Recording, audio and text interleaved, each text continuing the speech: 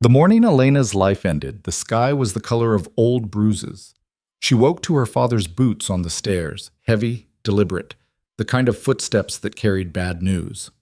Thomas Voss didn't climb stairs anymore, not since the accident that left him with a limp and a rage that filled every corner of their crumbling house. If he was coming up, it meant something had broken beyond repair. Elena sat up in bed, her breath visible in the cold air. The thin blanket offered no warmth. Nothing in this house did. "Get dressed." Her father didn't look at her. He stood in the doorway, silhouetted against the dim hallway light, his shoulders hunched like a man carrying stones. "Wear the blue dress, the one your mother left." Her mother, dead 6 years now, worked into an early grave by the same town, the same poverty, the same endless struggle to matter. The blue dress hung in the corner like a ghost. Elena hadn't touched it since the funeral. Why? Don't ask questions. Just do it. He left. The stairs creaked under his weight, each step a countdown to something Elena couldn't name but felt in her bones. She dressed slowly, her fingers numb. The blue dress hung loose on her frame. She'd lost weight this winter, they all had, but it still fit well enough to make her look like someone worth something. That should have been her first clue. Downstairs, her father was drinking. Not the cheap whiskey he usually nursed through the evening, but something darker, something he'd been saving. The bottle sat on the table between them like a third person. "Sit." Elena sat. Thomas Voss looked at his daughter for the first time in months, really looked, not just glanced past her on his way to somewhere else. His eyes were red. He'd been crying, or trying not to. "I made a choice," he said. "It's done." "What choice?" "The kind you make when there's no other options left." He poured himself another drink, his hand shaking. "Marcus Reeve came by last week. You remember Marcus?" She did. Everyone remembered Marcus Reeve. He was the man who owned half the town, who decided which businesses lived and which died, who walked through the market like a king inspecting his kingdom. He'd saved her father's life 2 years ago, pulled him from a collapsed mine shaft, paid for the doctor, covered the debts that would have buried them. The debt her father had been trying to repay ever since. "He's calling it in," Thomas said. "All of it. Every cent, plus interest." "I don't have it, Elena. I'll never have it." The room went cold. "How much? Does it matter?" He laughed, bitter and broken. "More than this house. More than everything we own. He could take it all tomorrow and it wouldn't be enough." Elena's mind raced. "We could sell." "I already sold." Her father's voice cracked. "I sold the only thing he wanted." The words hung in the air like smoke. "No!" Elena stood so fast her chair toppled backward. "No, you didn't." "Sit down." "You didn't." "Sit down!" The roar filled the kitchen. Elena sat. Her legs wouldn't hold her anyway. Thomas Voss slumped in his chair, suddenly older, hollowed out. "Marcus doesn't want you. He's got a wife, 3 sons. He's just the broker. There's a man up in the northern mountains, Rowan Blackridge. You heard of him?" She had. Everyone had. Rowan Blackridge was a name whispered in taverns, a story told to scare children. He lived alone in the wilderness, miles from civilization, and people went to him when doctors gave up. Some said he was a miracle worker. Others said he traded in dark things, that people who visited his cabin came back changed. "He needs a wife," Thomas continued. "Someone to help with his work, keep his house. Marcus arranged it. Blackridge paid your debt. All of it. You're his now." The world tilted. "I'm not livestock." "In this town, we're all livestock." Her father's voice was flat, dead. "The difference is, some of us get to choose our buyer. You don't. I already chose for you." Elena wanted to scream. She wanted to flip the table, break the bottle, tear down the walls of this miserable house, and burn it all. Instead, she sat perfectly still, her hands folded in her lap, her mother's dress suddenly feeling like a noose. "When?" "Today, noon. There's a ceremony at the town hall. Marcus is calling it a wedding, but we both know what it is." Thomas finally met her eyes. "I'm sorry. I'm so goddamn sorry.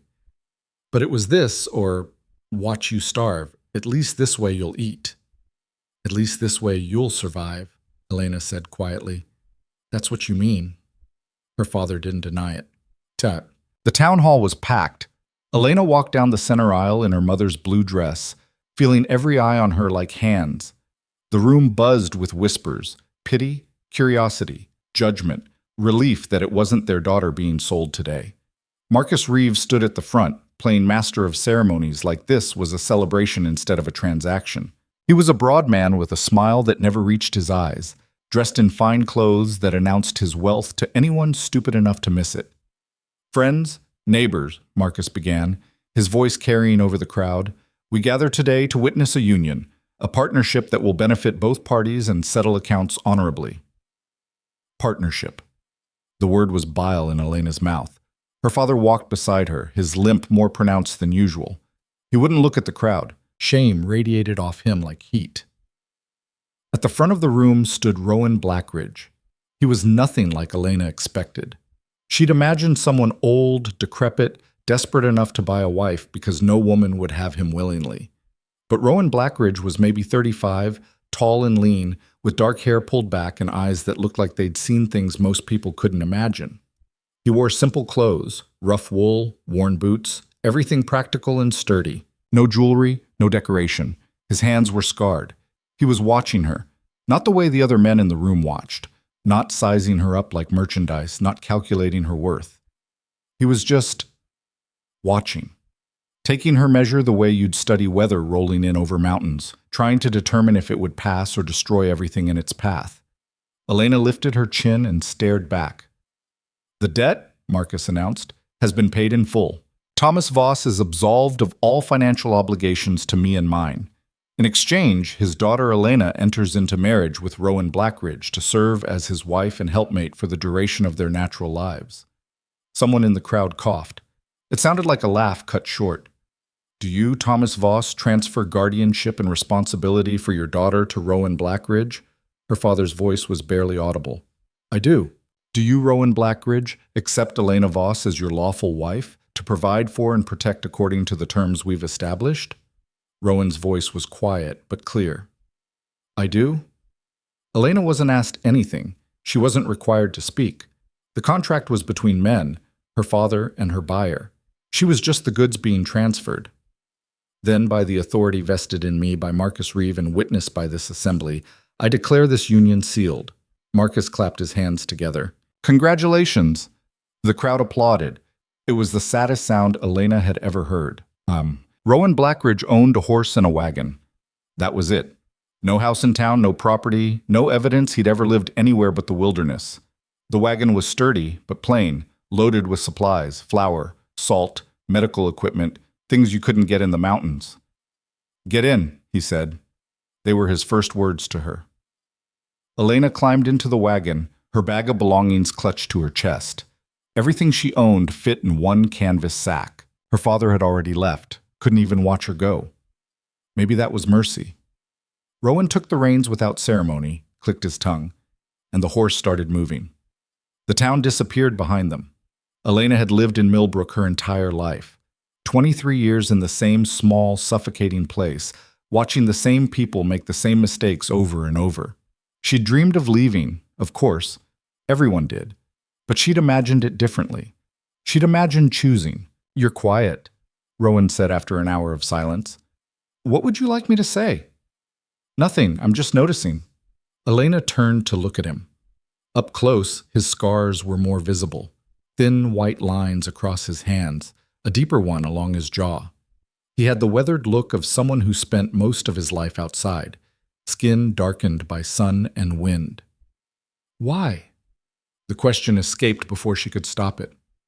"Why did you do this?" "Do what?" "Buy a wife. You could have hired help. You could have found someone willing. Why this?" Rowan was quiet for a long moment, his eyes on the road. "You want the truth or the comfortable lie?" "Truth." "I needed someone immediately, and I couldn't waste time courting. People are dying while I'm down here playing social games I don't understand." He glanced at her. "Marcus said you were smart, strong, and desperate. I need smart and strong. The desperate part was your father's problem, not yours." "I'm property now. That's my problem." "No." The word was firm. "You're not." Elena laughed, sharp and bitter. Did you miss the part where I was sold? I paid your father's debt. That doesn't make you property. That makes you free of him. Rowan pulled the wagon to a stop, turning to face her fully. Listen carefully, because I'm only going to say this once. That ceremony back there was theater for the town's benefit. Marcus needed it official, so Thomas couldn't back out or claim fraud later. But between you and me, here's the truth. You can leave. Right now, if you want. I'll give you money, take you to the next town, and you'll never see me again. Elena stared at him. What? Or you can come with me. Work beside me. Learn what I know, help with patience, build something that matters. It's brutal work in a brutal place, and you'll earn every meal. But you'll earn it, not beg for it, not be given it out of pity. Your choice. My choice.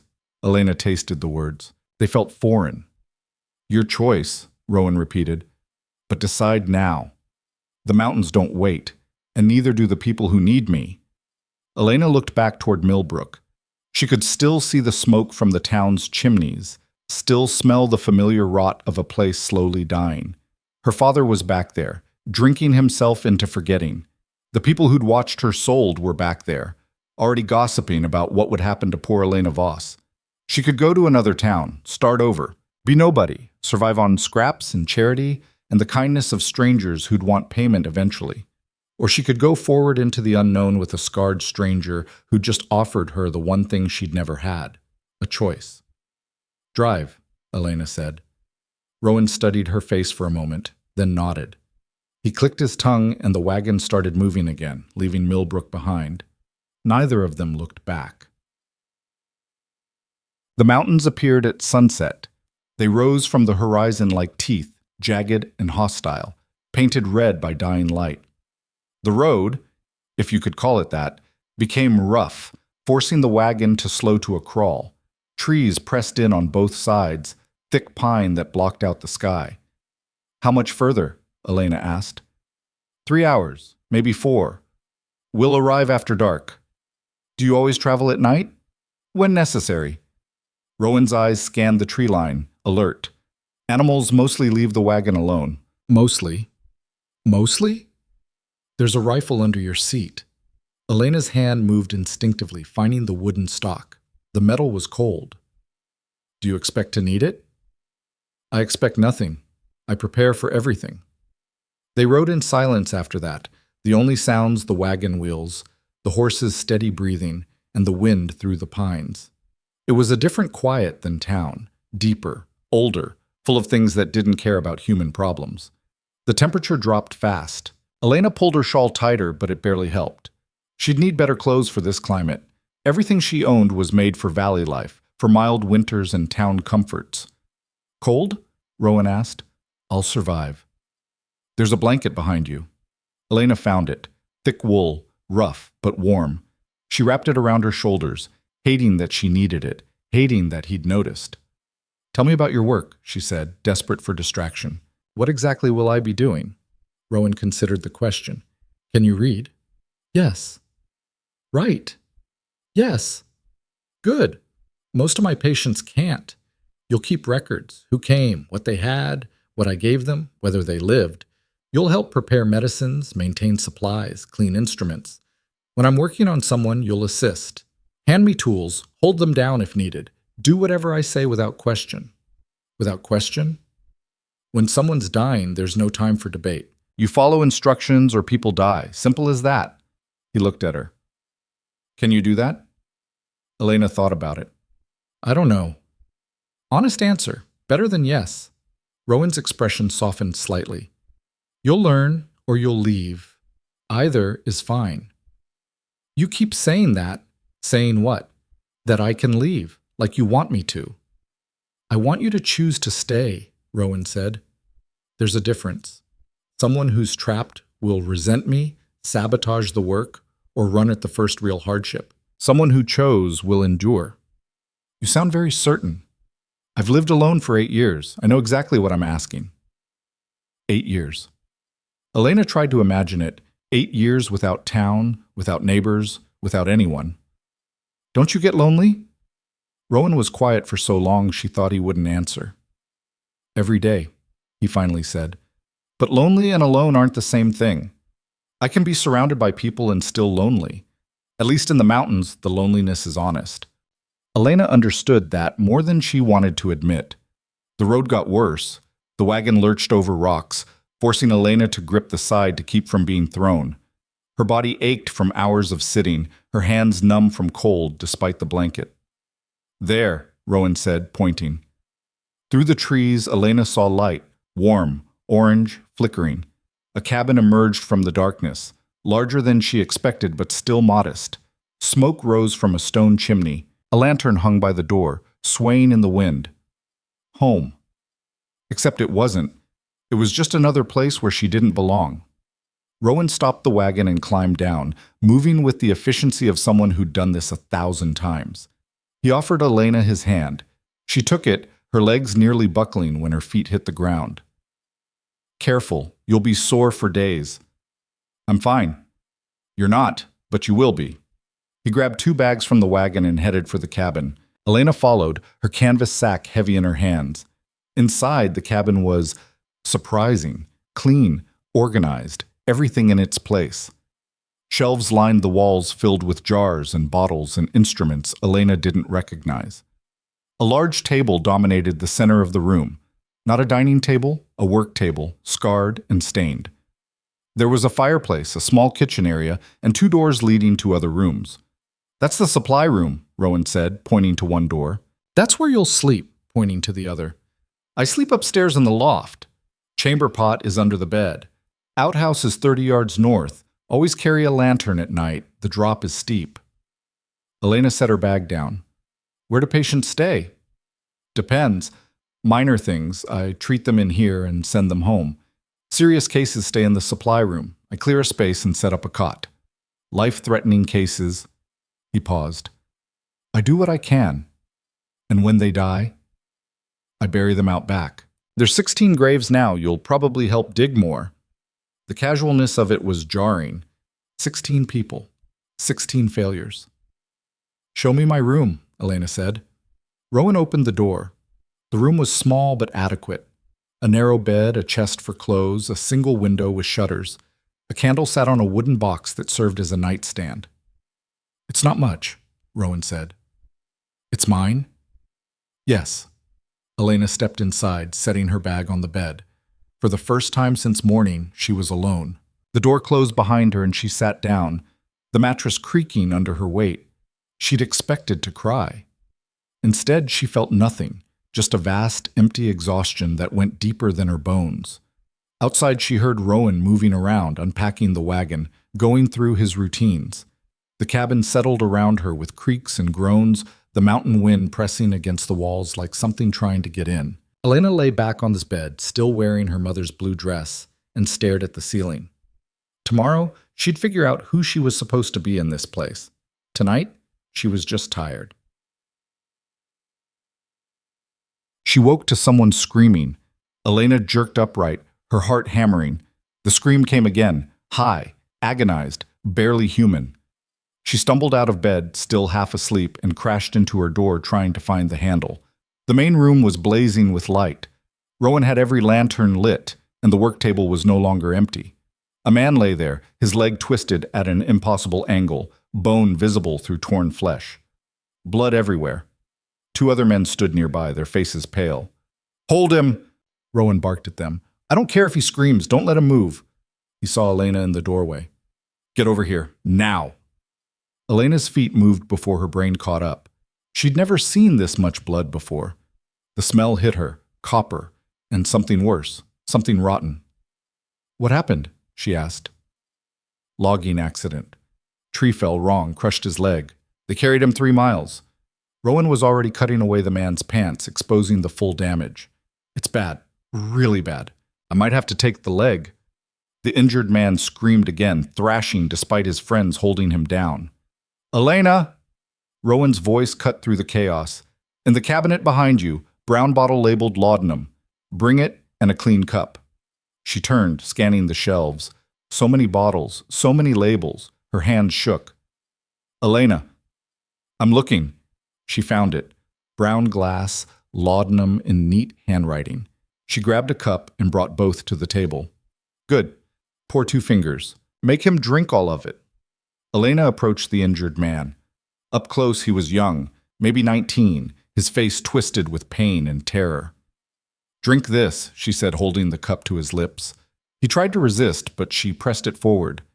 Drink it, or Rowan cuts off your leg while you're awake. Your choice. The man drank. Ruthless, Rowan muttered. I like it. The laudanum worked fast. Within minutes, the screaming stopped, replaced by confused mumbling. The man's body went slack, his friends finally able to let go. Rowan examined the leg with clinical precision. The bones shattered, femurs in pieces. If I set this, infection will take him within a week. So you're taking the leg? One of the friends asked, his voice breaking. I don't know yet. Let me think. Rowan stepped back, his hands bloody, his face intense with concentration. Elena had never seen someone think so hard, like he was solving a puzzle that had only one correct answer and 1,000 wrong ones. Elena, clean water, all the soap we have, and every clean cloth you can find. Move. She moved. The next hour was chaos. Rowan barking orders, Elena following them, trying not to look at the ruined leg or think about what she was doing. She held tools, wiped blood, kept the lanterns filled with oil. The injured man drifted in and out of consciousness, moaning. Rowan worked with absolute focus. His hands, so scarred and rough, moved with impossible precision. He cleaned the wound, removed bone fragments, aligned what could be aligned. He worked for 3 hours straight without stopping, without hesitation. Finally, he stepped back. It's set. Whether it heals is up to him now. The friends exhaled in unison. Take him to the supply room. There's a cot. He stays here for 2 weeks minimum. I need to watch for infection. You two can stay or go, but if you stay, you work. Chop wood, haul water, make yourself useful. We'll stay, one of them said quickly. Fine. Elena will show you where things are. I need to clean up. Elena led the men to the supply room, helped them settle their friend on the cot. The injured man was unconscious now, his breathing shallow but steady. Is he going to make it? One of them asked. I don't know, Elena said honestly. But Rowan's done everything he can. When she returned to the main room, Rowan was scrubbing blood off the work table, his movements mechanical, exhausted. Is it always like this? Elena asked. No, sometimes it's worse. How do you do it? One patient at a time, one decision at a time. I can't save everyone, so I save who I can. He looked at her. You did well tonight. I was terrified. Good. Fear keeps you sharp. Overconfidence kills. Rowan dried his hands. Get some sleep. Daylight comes early, and we have work to do. Elena wanted to ask more questions about the patient, about what happened next, about everything. But Rowan's face was drawn, his eyes hollowed out by exhaustion that went beyond one long night. She went to her room and closed the door. Outside, the mountain wind howled like something wounded. Look. The logger lived. It took 3 weeks, but the fever never came. The leg healed crooked but functional, and the young man walked out of the cabin on crutches, crying and thanking Rowan in a voice thick with emotion. Rowan accepted the thanks with a nod and immediately moved on to the next patient. There was always a next patient. Elena learned the rhythm of it. The cabin was never empty for long. People came from everywhere, traveling days through brutal terrain because Rowan Blackridge was their last hope.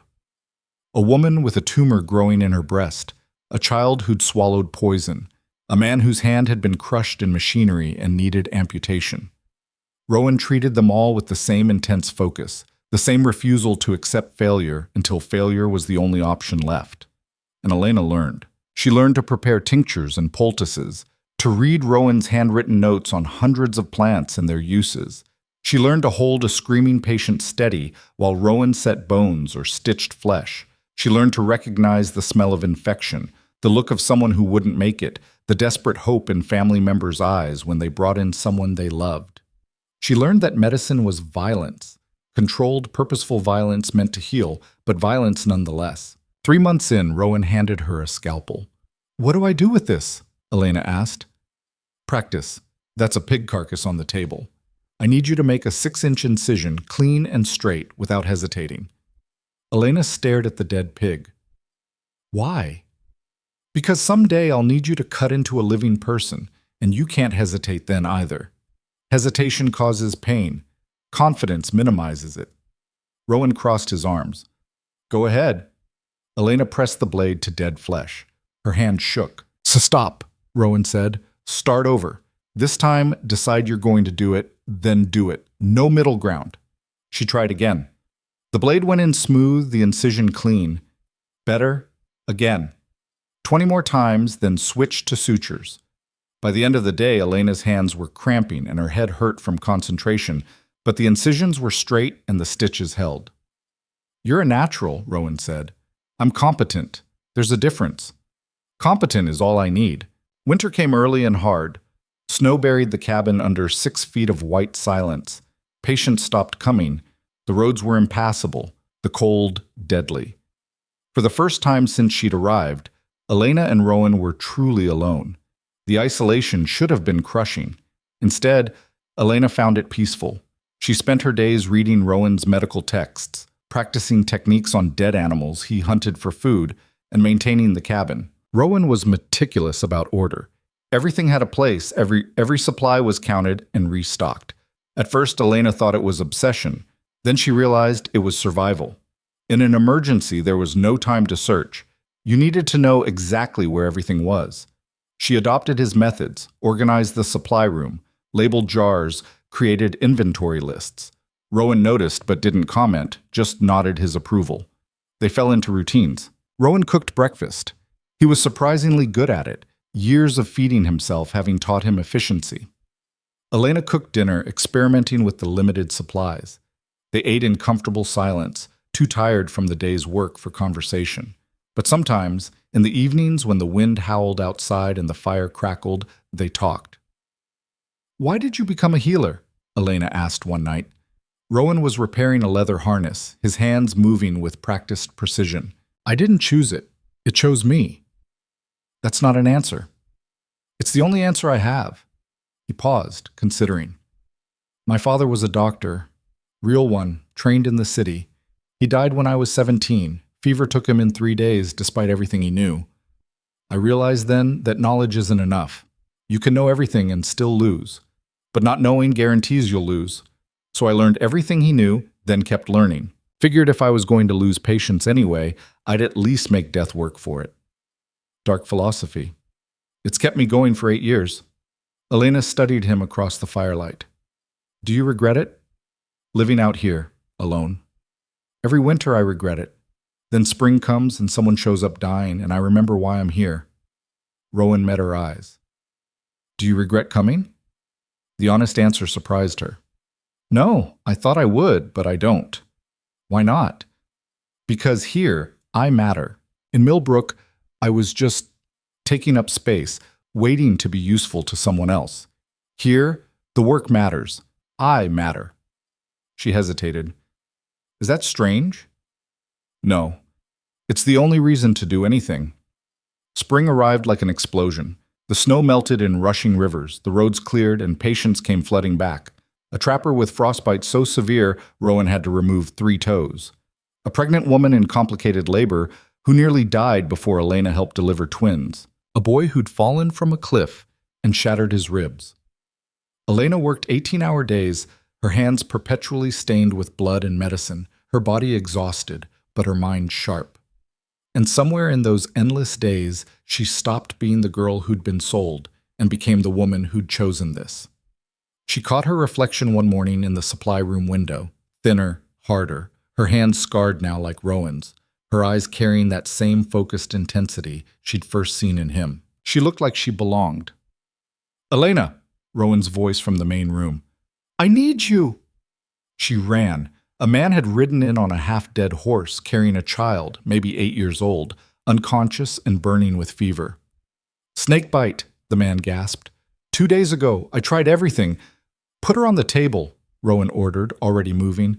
Elena, check her breathing. Pulse. Elena pressed her fingers to the girl's neck.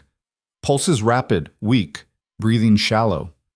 Venom's spreading. Look at her leg. The bite was on the child's calf. 2 puncture marks surrounded by blackened, swollen flesh. The infection had spread up past her knee. We're going to lose her, the father whispered. Not yet. Rowan's voice was steel. Elena, we're going to cut away the dead tissue and drain the infection. It'll be bad. Can you handle it? Elena looked at the unconscious child, at her father's desperate face, at the leg that was already half dead. Yes. Then let's work. They worked. For 6 hours they fought death with scalpels and medicine and sheer stubborn refusal to quit. The father prayed in the corner. Elena barely heard him. Her world narrowed to Rowan's instructions, the tools in her hands, the child's faint heartbeat. Somewhere around hour 4, Elena realized she'd stopped being afraid. Not because it wasn't terrifying, but because fear wasn't useful. Fear just got in the way of the work. When it was over, the child was alive. Stable, fever-breaking. The father wept. Rowan washed his hands in silence, exhausted beyond words. Elena cleaned the instruments, her movements automatic. She felt hollowed out, emptied of everything except a strange, fierce satisfaction. They'd won. This time, they'd won. Elena, Rowan's voice was quiet. You're bleeding. She looked down. At some point, she'd cut her hand, a deep gash across her palm, still seeping. She hadn't even felt it. Sit. Let me stitch it. She sat. Rowan's hands, so sure with patience, were gentle now. He cleaned the wound, threaded a needle. This will hurt, he warned. I know. The first stitch went in. Elena didn't flinch. You've changed, Rowan said, working, since you arrived. Good or bad? Neither. Just different. Stronger. I had to be. No, you chose to be. There's a difference. He finished the last stitch, tied it off. You could have stayed afraid, stayed helpless. Most people do. You didn't. Elena looked at her bandaged hand. I didn't want to be sold anymore. Not to you, not to this place, not to anyone. So I stopped being something people could sell and became something they needed instead. Rowan smiled, rare for him and small but real. Well, it worked. Outside, dawn was breaking. Another night survived, another patient saved, another day coming where they'd do it all over again. Elena stood, her body aching, her hand throbbing, her mind already moving to what needed doing next. The child would need monitoring. The father would need feeding. The cabin needed cleaning after the chaos. But first, she needed coffee. I'll put it on, Rowan said, reading her mind. They worked side by side in the small kitchen, two people who'd become a team without either of them quite noticing when it happened. The coffee was terrible, bitter, and too strong, made from grounds they'd stretched too far. Elena drank it anyway. It tasted like victory. Summer brought a different kind of challenge. The heat made infections worse, the increased travel brought more accidents, and the mountain became a highway of desperate people seeking miracles. Elena and Rowan worked until they dropped, slept in shifts, ate when they remembered to. And people lived. Not all of them. Elena helped bury 2 patients that summer, a man who'd come too late, infection already in his blood, and an old woman whose heart just stopped one quiet morning. 16 graves became 18, but so many more lived. The logger who'd lost his mangled leg now walked with barely a limp. The twins born in complicated labor were thriving, fat and healthy. The snake-bitten girl had scars but full use of her leg. Word spread. Rowan Blackridge could save people even God had given up on. And his assistant, the woman who worked beside him, was just as skilled, just as fierce. Elena's name started meaning something. People asked for her specifically when Rowan was occupied. They trusted her to set bones, stitch wounds, deliver babies. She wasn't just the helper anymore. She was a healer. One evening in late August, a familiar horse appeared on the road. Elena saw it from the window and her blood ran cold. That was Marcus Reeves' horse. Rowan saw her expression. What? Trouble. Marcus rode into the clearing like he owned it, dismounting with the casual authority of a man who'd never been refused anything. He was dressed for travel but still impeccably clean, still radiating wealth and power. Rowan, good to see you, Marcus called out like they were old friends. Rowan stepped onto the porch, his face neutral. Marcus, you're far from home. Business brings me north. Thought I'd stop by, see how our arrangement is working out. Marcus's eyes found Elena in the doorway. Elena, You're looking well. Mountain life agrees with you." She said nothing. Marcus smiled. "Not much for conversation, is she? Then again, I suppose that's not what you needed her for." The implication hung in the air like poison. "What do you want, Marcus?" Rowan's voice was flat, dangerous in a way Elena had never heard before. "Just checking on my investment. Your debt to me is settled, but I like to keep track of my transactions. Make sure everyone's satisfied." He looked between them. "You are satisfied, aren't you, Rowan? The girl's working out?" "Elena is an excellent healer," Rowan said carefully. "She's saved more lives this summer than I could have alone." "Healer?" Marcus laughed. "That's what we're calling it? Well, as long as she's earning her keep, that's what matters." Elena stepped forward. "I'm standing right here." "So you are." Marcus turned his full attention to her. "Tell me, Elena, are you happy? Your father asks about you sometimes, when he's sober enough to remember he has a daughter." The mention of her father was a deliberate wound. Elena felt it land but refused to react. "I'm content," she said. "Content." What a word. Marcus moved closer, and Rowan shifted position, subtle, but putting himself between them. "Your father sold you to clear his debt. You know that, yes? You were the cheapest option. I could have taken his house, his land, everything. But a daughter? That's renewable value. That keeps a man desperate." "Marcus," Rowan's voice was ice. "You've checked on your investment. Now leave." "Am I not welcome?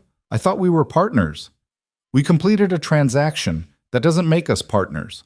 Marcus's smile didn't waver, but something cold flickered in his eyes. "Careful, Rowan.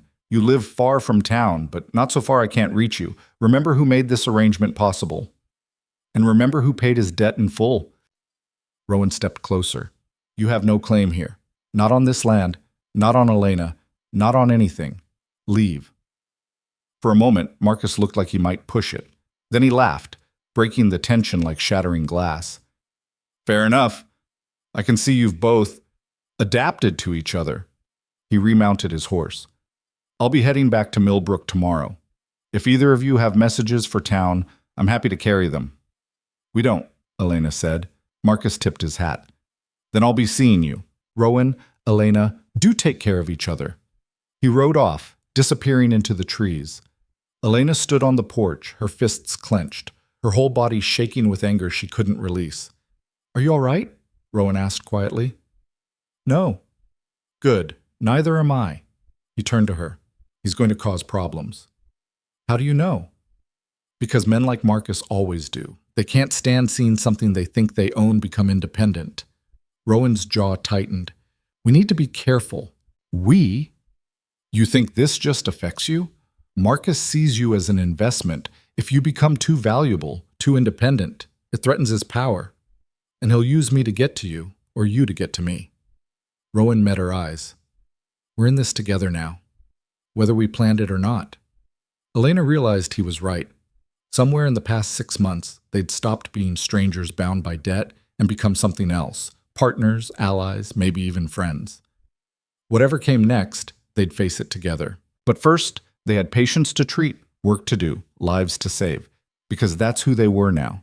That's who they'd chosen to be. Marcus's visit poisoned the air for weeks after he left. Elena caught herself watching the road, tensing at every distant sound of hooves.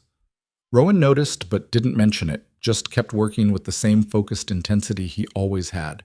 But she saw him checking the rifle more often, making sure it was loaded and within reach. They didn't talk about it. There was nothing to say that would change anything. September came with the first cold snap, a warning of the brutal winter ahead. The patient flow slowed to a trickle, just locals now, people who lived close enough to make the journey before snow made it impossible. Elena used the quieter days to expand her knowledge. She'd worked through most of Rowan's medical texts, memorizing treatments and procedures until she could recite them in her sleep. Now she pushed further, experimenting with plant combinations, testing different suturing techniques on the endless supply of animal carcasses Rowan brought back from hunting. "You're relentless," Rowan observed one afternoon, watching her practice removing a simulated tumor from a deer's flank. "I'm thorough. There's a difference." "Is there?" He leaned against the doorframe, arms crossed. "Most people would take the quiet time to rest. You're working harder than when we had 10 patients." Elena didn't look up from her work. The scalpel needed to go deeper, needed to cut clean without damaging surrounding tissue. Rest doesn't make me better at this. Practice does. You're already better at this than most trained physicians I've met. Then they had low standards. She finished the incision, examined it critically, frowned. This is sloppy. The angle's wrong. Rowan moved closer, studying her work. The angle's perfect. You're being too hard on yourself. Perfect gets people killed when you get overconfident.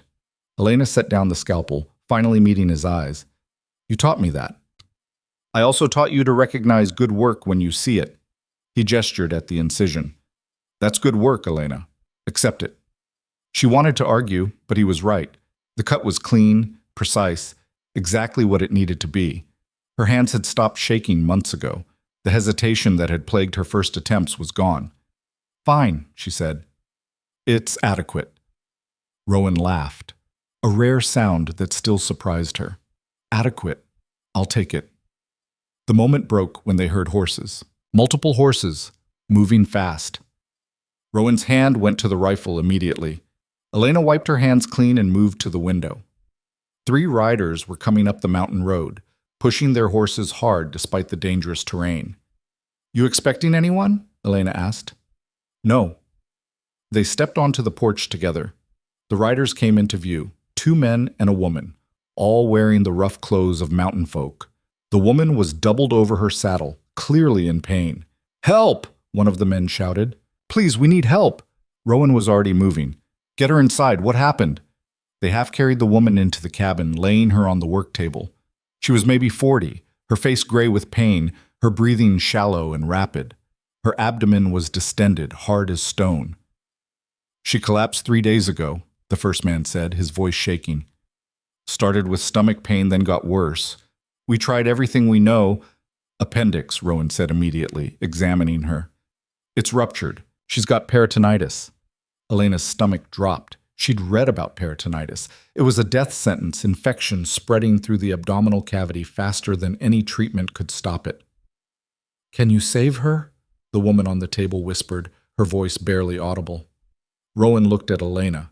In his eyes, she saw the calculation happening, the odds, the risks, the brutal reality that this woman was probably already dead. I can try, he said. Then try, the woman gasped. Please. My children. How many children? Elena asked. 5. Youngest is 3. Elena felt something harden in her chest. 5 children about to lose their mother. 5 reasons to do the impossible. Everyone out except Elena, Rowan ordered. Wait outside. This will take hours. The men hesitated. Out! Rowan's voice cracked like a whip. They left. Rowan turned to Elena. I need you to be honest. Are you ready for this? What are we doing? Emergency laparotomy. We're going to open her up, remove the ruptured appendix, clean out the infection, and hope like hell we can close her before she bleeds out or goes into shock. He paused. I've done this twice before. 1 survived, 1 didn't. What do you need me to do? Everything I say, exactly when I say it. No hesitation, no questions, no panic. Can you do that? Elena looked at the woman on the table. Unconscious now, her life measured in hours if they did nothing, minutes if they failed. Yes, she said. They worked. Rowan cut with the precision of a man who knew exactly how much margin for error he had. None. Elena handed him instruments, held tissue back, sponged blood, fought to keep the surgical field clear enough for him to see what he was doing. The ruptured appendix was a mess of necrotic tissue and pus. Rowan removed it piece by piece, cursing under his breath when sections disintegrated at his touch. Irrigation, he said. We need to flush the entire cavity. They poured clean water mixed with carbolic acid through the abdominal cavity, watching infected fluid drain away. It took 20 rinses before the water ran clear. She's crashing, Elena said, watching the woman's breathing become more labored. Pulse is thready. I know, we're almost there. Rowan worked faster, his hands a blur. Sutures. Internal first, then close the peritoneum. Elena threaded needle after needle, watching Rowan stitch layers of tissue with impossible speed. His hands never shook, never hesitated, even when the woman's pulse faltered and Elena thought they'd lost her. "Stay with me," Rowan murmured to the unconscious woman. "You've got 5 kids. You don't get to die. Stay with me." The internal sutures held. Rowan closed the peritoneum, then the muscle layer, then the skin. Each stitch perfect, each knot secure. When he stepped back, 4 hours had passed. The woman was still breathing. "Is she going to make it?" Elena asked. "I don't know." Rowan's hands were shaking now, exhaustion finally showing. "If infection sets in, she'll be dead in 2 days.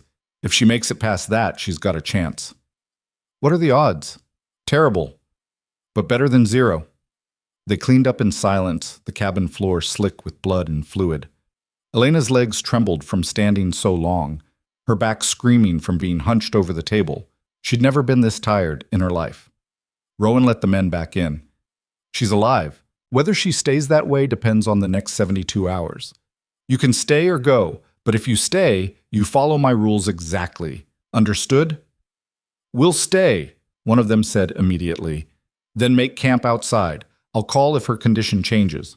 The man who'd spoken, the woman's husband, Elena realized, approached the table, looking down at his wife with desperate hope. "Will she wake up?" "Eventually. The laudanum will wear off in a few hours. When it does, she'll be in pain. We'll manage it, but she needs to stay still, absolutely still. If she tears those sutures, she dies. I'll make sure she doesn't move." "See that you do." Elena showed them where to make camp, where to get water, how to work the stove if they needed food. They were mountain people, competent and self-sufficient, but shell-shocked by their wife and mother's near death. When she returned inside, Rowan was sitting at the table, his head in his hands. "You all right?" she asked. "No, that was too close. If we'd been 30 minutes slower—" "We weren't. This time." He looked up, his eyes hollow with exhaustion. "There'll be a next time, Elena. There's always a next time. And eventually, 30 minutes will matter. Then we'll get faster." "It's not about speed, it's about—" He stopped, struggling for words. "Every time I cut into someone, I'm gambling with their life. Sometimes the house wins, sometimes I do. But the odds never change." Elena sat down across from him. She'd never seen him like this. Vulnerable, doubt-ridden, almost broken. Rowan was always certain, always in control. Seeing him crack was disturbing in ways she couldn't articulate. "You saved her," Elena said quietly. "You did everything right." "I did everything possible. That's not the same as right.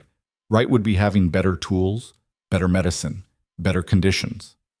Right would be a hospital with trained staff and sterile equipment. Right would be," he laughed bitterly, "right would be not working in a mountain cabin with instruments I sharpen myself and hoping for the best. But this is what we have. I know, doesn't make it less frustrating." They sat in silence, 2 people too tired to move, too wired to sleep. Outside, the woman's family huddled around their campfire, keeping vigil. "Why do you do this?" Elena asked finally. "Really, not the answer you gave me before. The real reason." Because Rowan was quiet for a long time. "Because if I don't, who will? These people, they're too poor for city doctors, too far from hospitals. They'd just die. Quietly, painfully, unnecessarily. And I can't—" He trailed off, then started again. "I can't watch people die when I know I could help. Even if the odds are bad, even if I fail more than I succeed, I have to try. That's not a reason. That's an obsession. Maybe. But it's my obsession." He met her eyes. "Why do you do it? You didn't choose this life. You were sold into it. You could leave. I meant what I said. You're free to go anytime. So why stay?" Elena considered the question.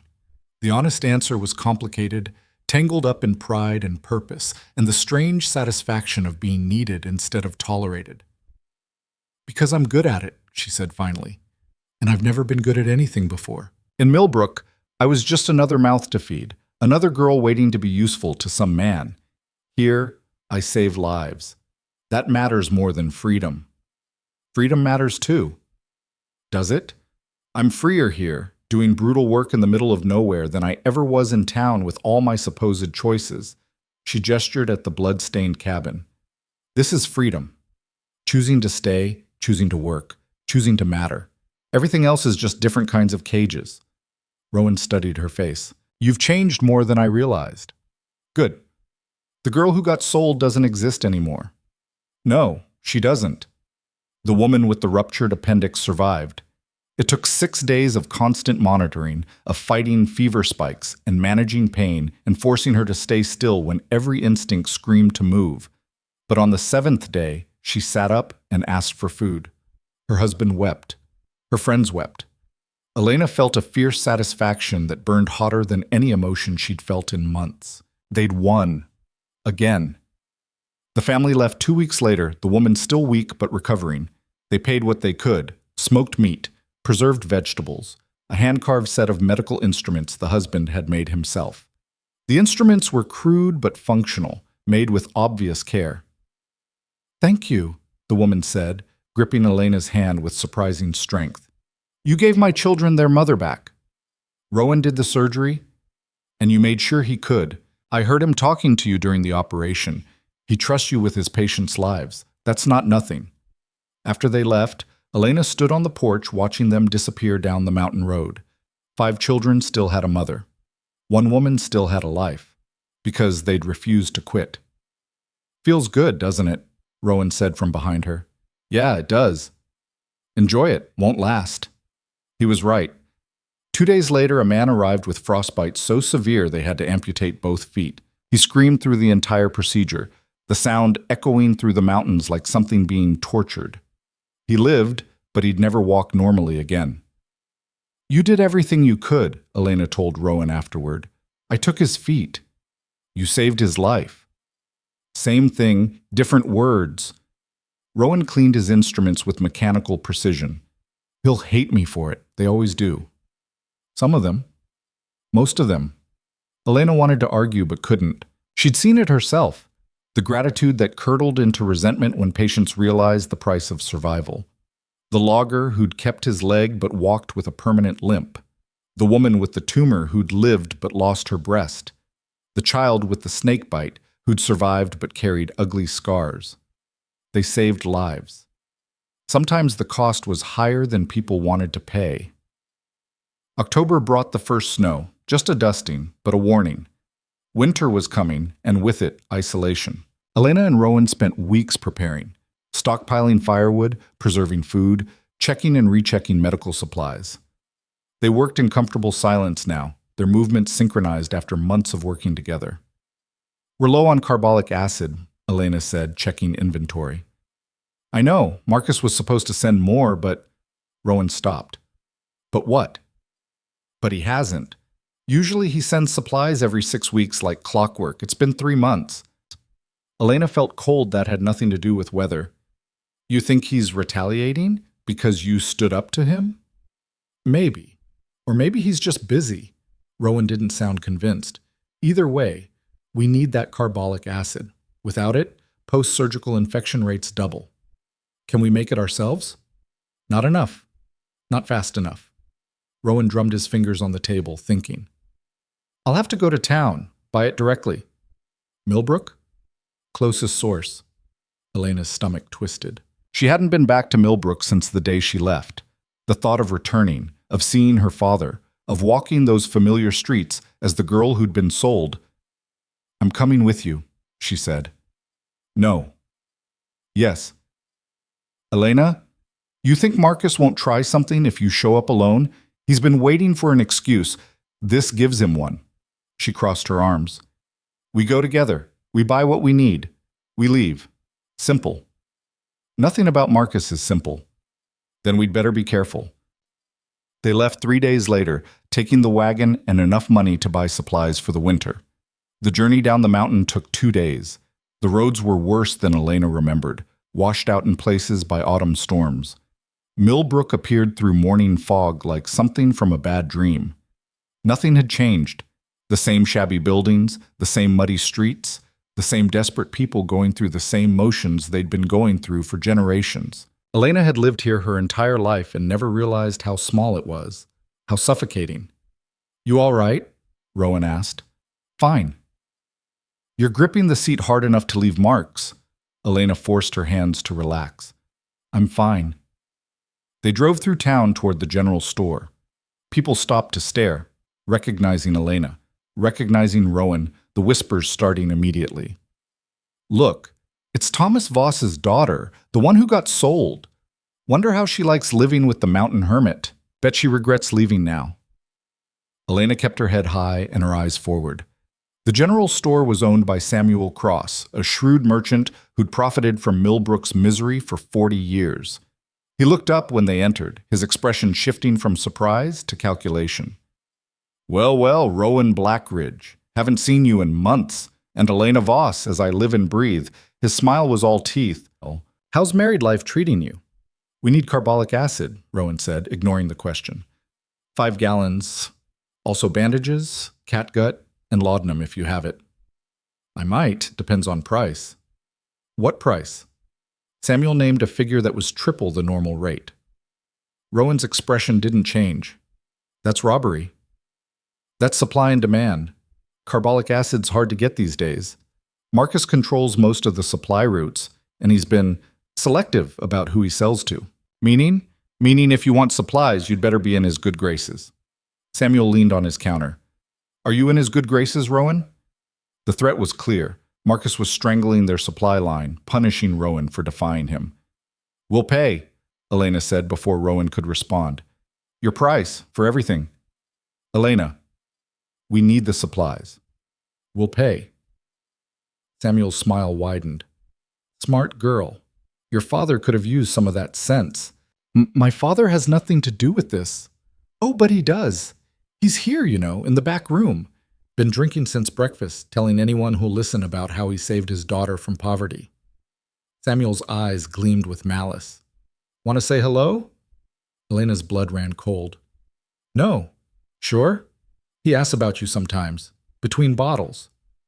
Pack our supplies, Rowan said, his voice dangerously quiet. Now. Samuel shrugged and started gathering items. Elena stood rigid, fighting the urge to run, to scream, to do anything but stand there pretending she was fine. Then she heard her father's voice from the back room. That's my Elena, smart girl. Knew she'd make something of herself. He stumbled into the main room, reeking of cheap whiskey, his clothes stained and wrinkled. Thomas Voss had aged a decade in 6 months. His eyes were bloodshot, his hands shaking, his face slack with drink. He saw Elena and lit up like she was a miracle. Elena, my girl, you came back. We're just buying supplies, Elena said, her voice cold. Stay. Have a drink with your old man. Tell me about the mountains. Is Blackridge treating you right? He better be. I sold you to him fair and square. You didn't sell me. Elena's voice cut like glass. You traded me to clear your debt. There's a difference. Thomas's face crumpled. I saved your life. You'd have starved in this town. I'd have survived. I always did. Elena turned away from him. Mr. Cross, are our supplies ready? Almost. Hurry. Elena, please. Thomas reached for her arm. Rowan stepped between them, his presence a wall. Don't touch her. She's my daughter. She's nobody's daughter. Not anymore. Rowan's voice was ice. You gave up that right when you sold her. Thomas's eyes filled with tears. Real or performative, Elena couldn't tell anymore. Sorry. I'm so sorry. If I could take it back, you can't. Elena forced herself to look at him, to really see what her father had become. A broken drunk trading on past sins, too weak to change and too proud to admit it. You made your choice. I made mine. We're done. Elena, we're done. Samuel finished packing their supplies. Rowan paid, the money disappearing into the merchant's hands like water into sand. They loaded the wagon in silence, Elena's hands shaking with rage and grief she refused to show. Her father stood in the doorway, watching them go. Elena didn't look back. They were halfway out of town when they saw Marcus Reeve. He was standing in the middle of the street like he'd been waiting for them, flanked by 2 of his men. His smile was the smile of a man who held all the cards. Leaving so soon? I'd hoped we could chat. Rowan pulled the wagon to a stop. We have nothing to discuss. Oh, I think we do. See, I've been hearing interesting things about you and Elena, about how busy you've been, how many patients you're seeing, how much money you're making. Marcus circled the wagon slowly. Makes me wonder if our original arrangement is still fair. The debt is paid. We owe you nothing. Technically true, but Elena was purchased under specific terms to serve as your wife and helpmate. I'm wondering if those terms are being honored. Elena felt ice in her veins. What are you implying? I'm implying that if this isn't a real marriage, if you're just business partners, then the contract is void, which means the debt returns. With interest. The trap snapped shut. Rowan's hands tightened on the reins. You can't. I can. I own the original contract. Thomas signed over guardianship based on marriage terms. If there's no marriage, there's no transfer of debt. Marcus's smile never wavered. So tell me, Rowan, is this a real marriage? The question hung in the air like a noose. If they said no, the debt returned. Crushing, impossible, designed to destroy them both. If they said yes, they'd be lying, and Marcus would find a way to prove it. Either way, he won. Elena made a decision. She reached over and took Rowan's hand, lacing their fingers together. The gesture was deliberate, public, unmistakable. We're married, she said, her voice steady. Ask anyone in town. Ask the patients who've seen us working together. Ask the families we've saved. We're partners in every way that matters. Marcus's eyes narrowed. Convenient. The truth usually is. Elena squeezed Rowan's hand, a silent message. Play along. Now, if you'll excuse us, we have a long journey home. Home, Marcus tested the word. Interesting choice. Most women sold into marriage don't call it home. Most women sold into marriage don't get a choice. I did. I chose to stay. Elena met his eyes without flinching. Are we done here? Marcus stared at her for a long moment, calculation visible in his eyes. Then he stepped back. For now. But I'll be watching, both of you. Rowan clicked his tongue and the wagon started moving. They drove through Millbrook in silence, every eye on them, every whisper following like smoke. They didn't speak until they were miles from town, the mountain road rising ahead of them. Then Rowan said quietly, Thank you. For what? For that. Back there. Quick thinking. It wasn't thinking, it was survival. Elena was still holding his hand. She hadn't realized. She let go, suddenly awkward. He would have destroyed us both. He still might. Then we'll deal with it when it happens. They rode in silence for a while, the wagon creaking, the horse steady. The mountains loomed ahead, harsh, unforgiving, but honest in their brutality. Unlike town, unlike people, the mountains didn't lie. Elena, Rowan said finally, what you said back there about this being home, did you mean it? She thought about the cabin, the work table stained with the evidence of lives saved, the supply room organized exactly how she'd designed it, the bedroom that had become hers, not because she was given it, but because she'd claimed it, the satisfaction of working beside someone who respected her skill instead of tolerating her existence. Yeah, she said. I meant it. Rowan nodded, something shifting in his expression. Relief, maybe, or recognition. Good, because I meant what I said too. We're partners, in every way that matters.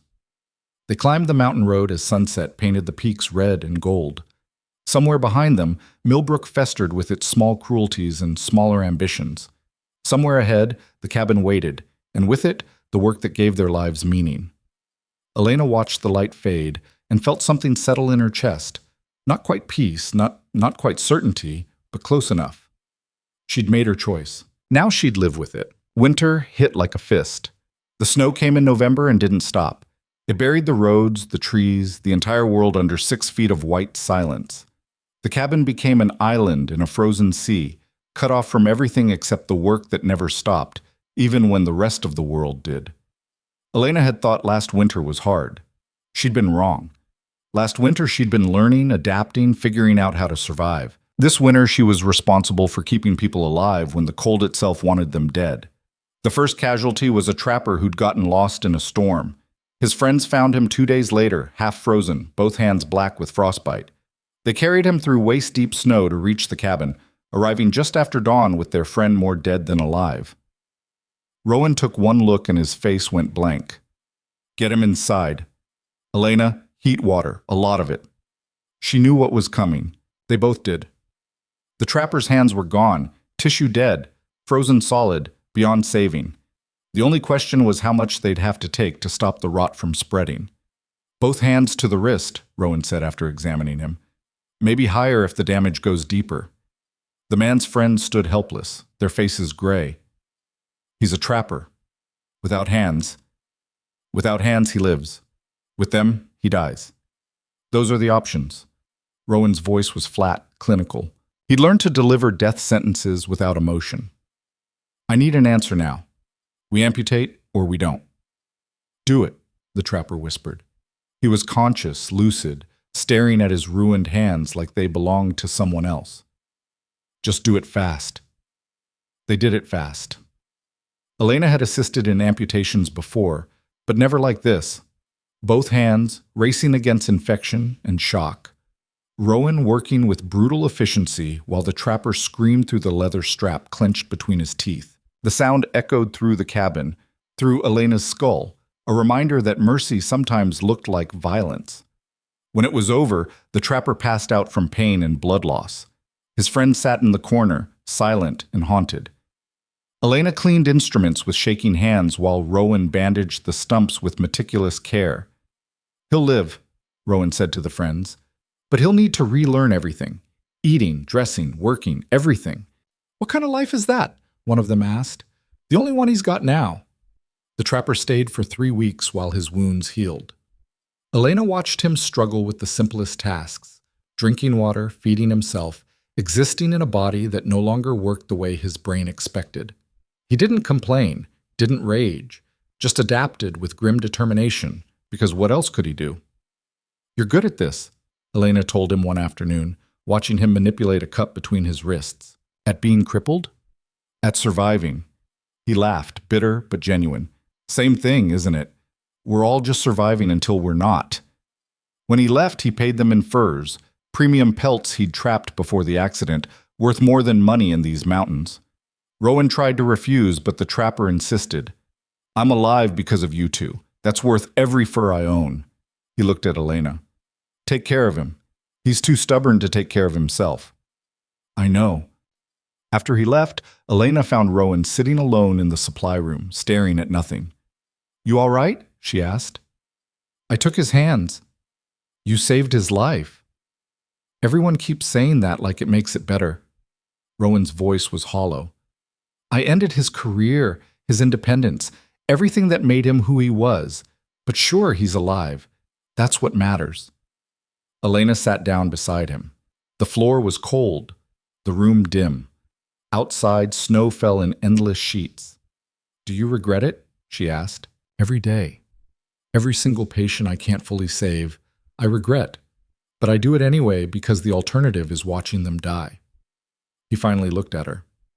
Does that make me a good person or just a stubborn one? Does it matter? To me it does.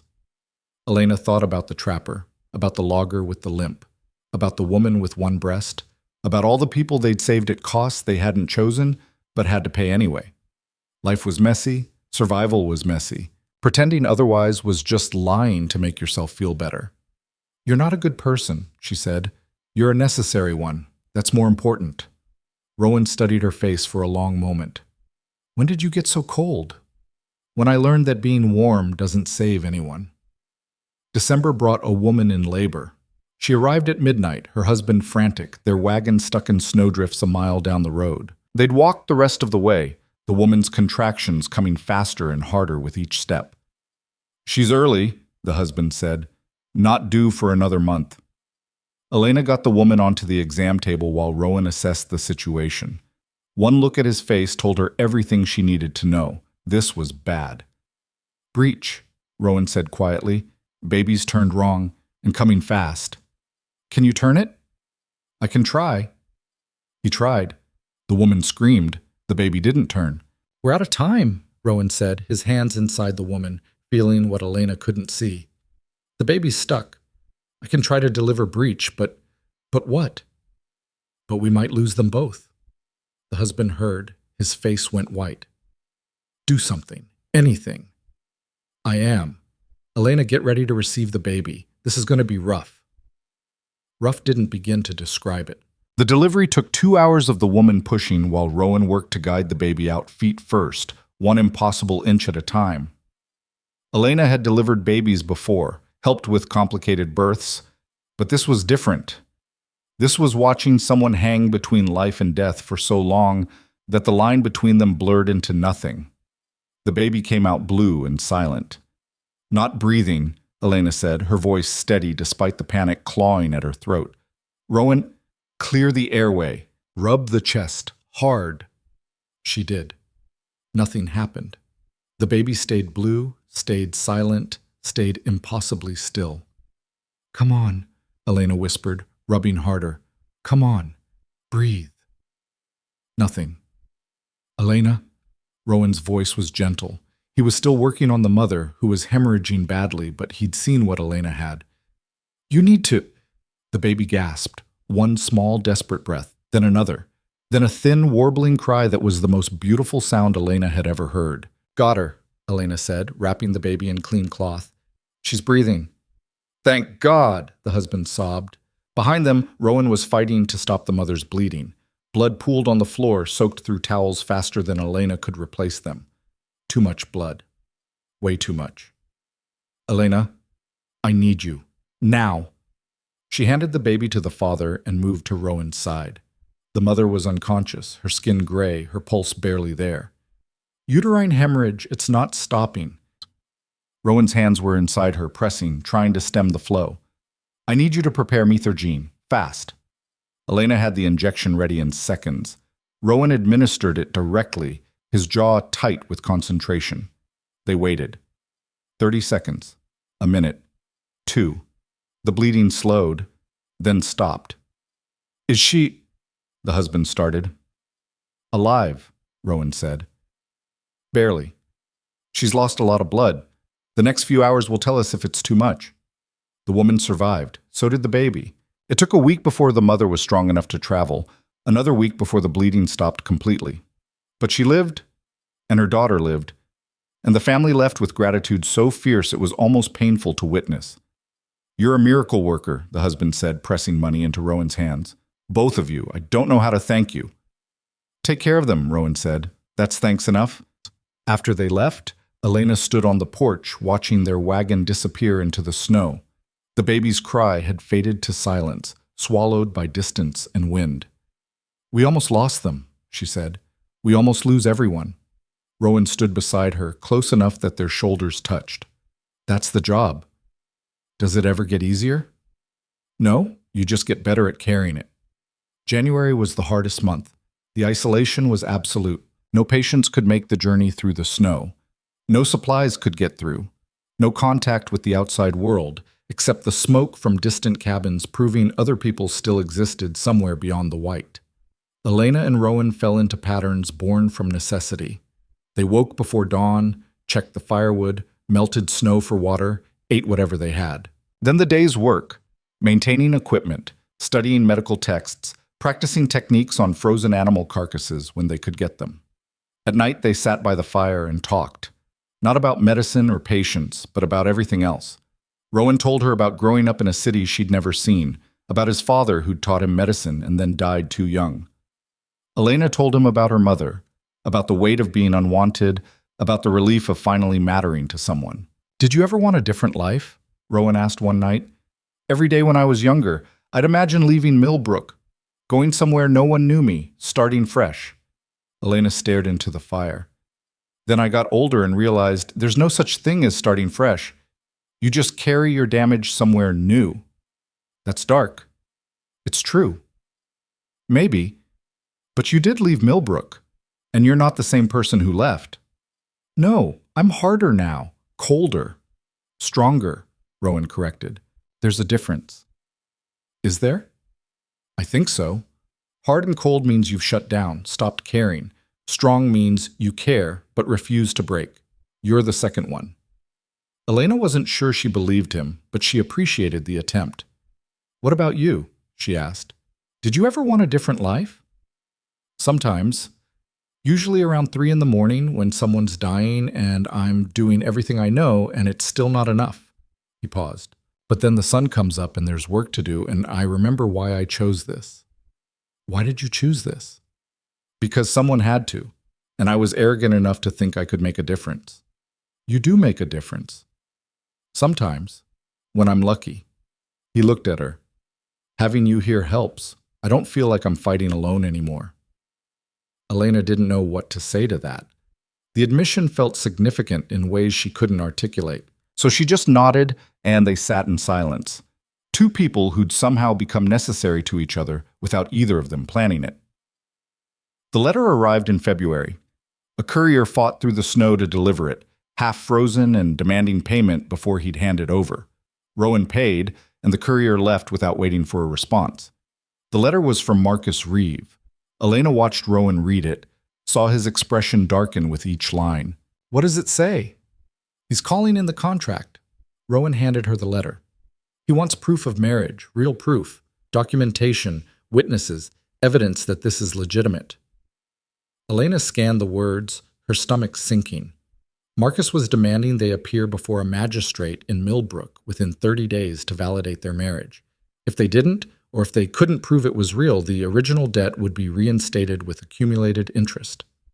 He can't do this, Elena said. He can. The contract has clauses. I didn't read them carefully enough when I signed. Rowan's voice was tight with anger. I was focused on getting you out of that town. I didn't think about what it would cost later. What happens if we refuse? He seizes everything, the cabin, the land, all of it, and your father's debt comes back triple. He'll destroy Thomas just to hurt us. Elena crumpled the letter. I don't care about Thomas. I know, but you care about this place. About the work. If we lose the cabin, we lose everything we've built. He was right. The cabin wasn't just a building, it was their base, their hospital, the foundation of everything they'd accomplished. Without it, they couldn't help anyone. So we go to Millbrook, Elena said. We prove it's real. How? We're not actually married, not in any way that matters legally. Then we make it real. Rowan stared at her. What? We get married, actually married. Make it legal, make it real, take away Marcus's leverage. Elena met his eyes. It's just paperwork, changes nothing about how we work or live, but it protects everything we've built. Elena, do you have a better idea? He didn't. She could see him thinking through options, running calculations, trying to find another way. But there wasn't one. Marcus had them cornered. This isn't what you signed up for, Rowan said finally. Neither was any of this, but here we are. Marriage is a legal contract, same as the one Marcus forced on us the first time, except this time we choose it. Elena kept her voice steady. Unless you don't want to. If you'd rather lose the cabin, I don't want to lose the cabin, or the work, or... He stopped. I don't want to trap you.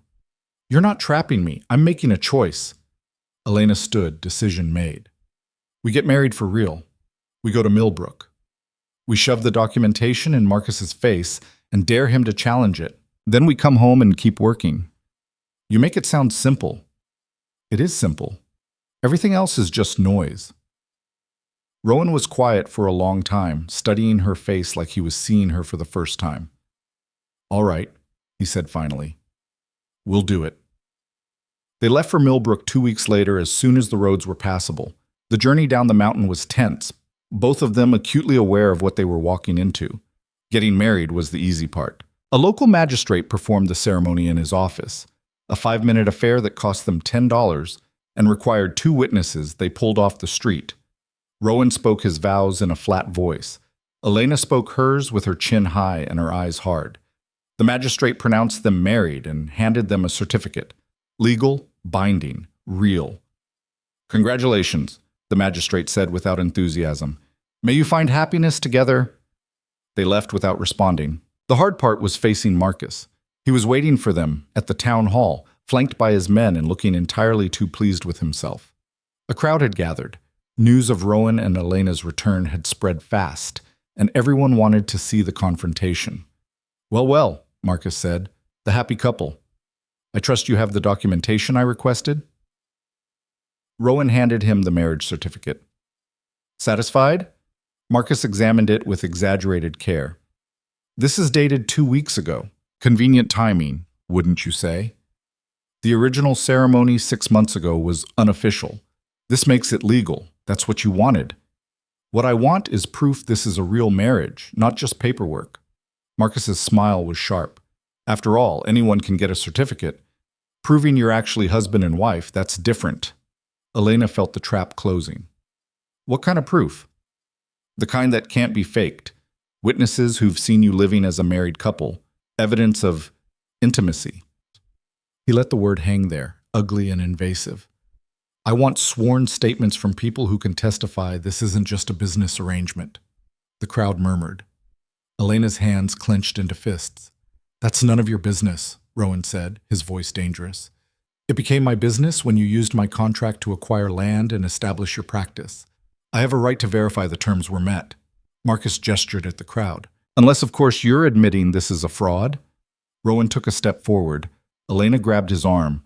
Don't, she said quietly. That's what he wants. He's calling you a liar. I don't care what he calls me. She turned to Marcus. You want witnesses? Fine. Bring in the families we've treated. The logger whose leg we saved. The woman with the ruptured appendix. The trapper who lost his hands. Ask them if we're partners. Ask them if we're committed to each other and the work. I don't want testimonials about your medical skills. I want proof of marriage. We live together, work together, build our lives together. What else is marriage besides choosing someone and refusing to quit on them? Elena's voice rose. You want intimacy? We've bled together, fought together, saved lives, and buried the ones we couldn't save. We know each other's limits and flaws, and we choose each other anyway. That's more real than any ceremony. The crowd was silent now, everyone watching. Marcus's smile faltered. That's very touching, but it's not proof. Then what is? Elena demanded. What do you want us to do? Consummate our marriage in the town square? Would that satisfy you? Gasps from the crowd. Marcus's face darkened. You're out of line. No, you are. Elena stepped forward. You're trying to control us because you can't stand that we're independent, that we built something that doesn't need you. But we paid our debt. We met your terms. We're married, legally, and in every way that matters. So either accept it or challenge it in court. Those are your options. Marcus looked at her with cold fury. She'd embarrassed him publicly, stripped away his civilized veneer to reveal the petty tyrant underneath. He wouldn't forgive that. Fine, he said. I accept your marriage as legitimate. For now. For now, Rowan repeated. Marriages can be dissolved. Contracts can be broken. I'll be watching. And the moment you slip, the moment I have proof this is a sham, I'll come for everything you have. Marcus turned to leave, then paused. Enjoy your cabin, Rowan. Enjoy your freedom, Elena. Both are temporary. He left. The crowd dispersed slowly, whispering. Elena stood in the town hall, shaking with adrenaline and rage. Rowan was beside her, his hand on her back, steady, grounding. We need to leave, he said quietly. Now. They left. The journey back to the mountain was silent. Elena stared at the road, replaying the confrontation over and over, looking for mistakes, weaknesses Marcus could exploit. You were incredible back there, Rowan said finally. I was desperate. Same thing sometimes. He glanced at her. You meant what you said? About us being partners? Every word. Good. Because so did I. They reached the cabin as the sun set, painting the snow red and gold. Elena climbed down from the wagon, her legs stiff from the journey, her mind still racing. Rowan started unloading supplies. Elena helped, falling into the familiar rhythm. Work was always the answer. Work kept you focused, kept you useful, kept you from thinking too hard about what you'd just done. They'd gotten married. Actually married. And somehow it felt less significant than what they'd already been doing, building a life together through shared work and mutual respect. Elena, Rowan said, carrying a crate into the cabin, what we did today, getting married, facing Marcus, it doesn't change anything between us. You know that, right? I know. We're still partners, still equals. This is just documentation. I know, Elena repeated, but something had changed, even if neither of them wanted to admit it. The marriage was real now, legal, binding. They'd chosen each other in front of witnesses and the law, and that meant something whether they acknowledged it or not. That night, Elena lay in bed staring at the ceiling. She was married now. Married to a man she respected, trusted, maybe even cared about more than she'd intended. Not the way poets wrote about, no grand passion, no sweeping romance, just a quiet certainty that she'd rather face the world with him than without him. It should have terrified her.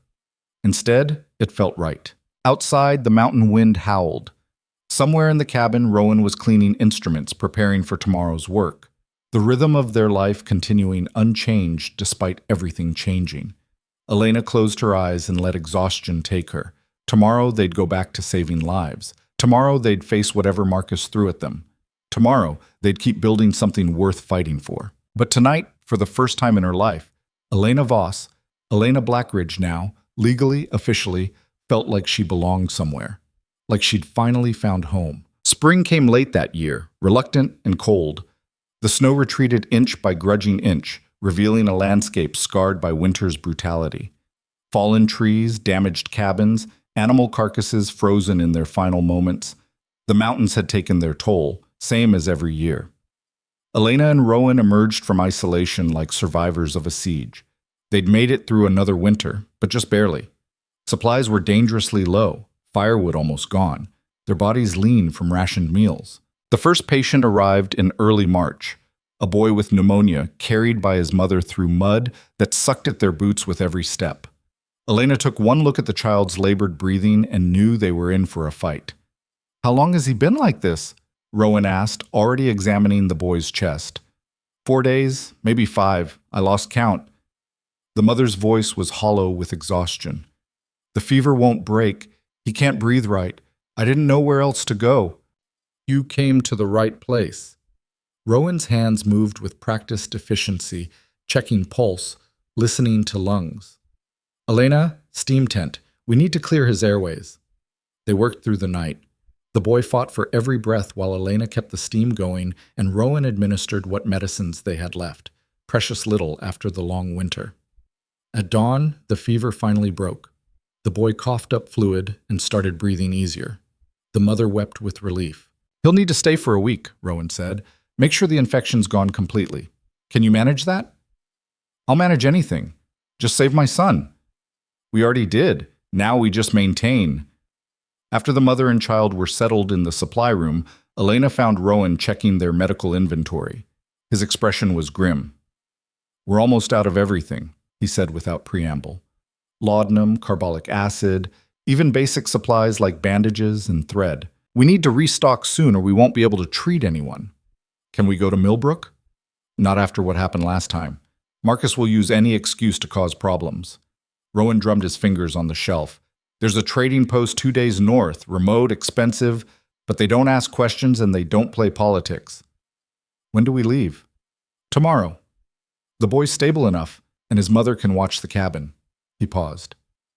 "Unless you'd rather stay here, I can go alone." "We're partners," Elena interrupted. "You said so yourself. That means we both go." Something flickered in Rowan's expression. Gratitude, maybe, or relief. "All right. We both go." They left at first light, the wagon loaded with furs and preserved goods to trade. The journey north took them through territory Elena had never seen, deeper into the mountains, where settlements were sparse, and people lived by harder rules than even Millbrook's desperate poverty. The trading post appeared on the second day, a rough collection of buildings clustered around a central store. It looked more like a fort than a town, walls made of logs and suspicion. "Let me do the talking," Rowan said as they approached. "The man who runs this place, Garrett Stone, he's fair but he doesn't suffer fools. Stay quiet, stay alert." Elena nodded. Inside, the trading post was dim and cramped, every available surface covered with goods. Furs, tools, weapons, food, medicine. If you had money or something to trade, Garrett Stone could get it.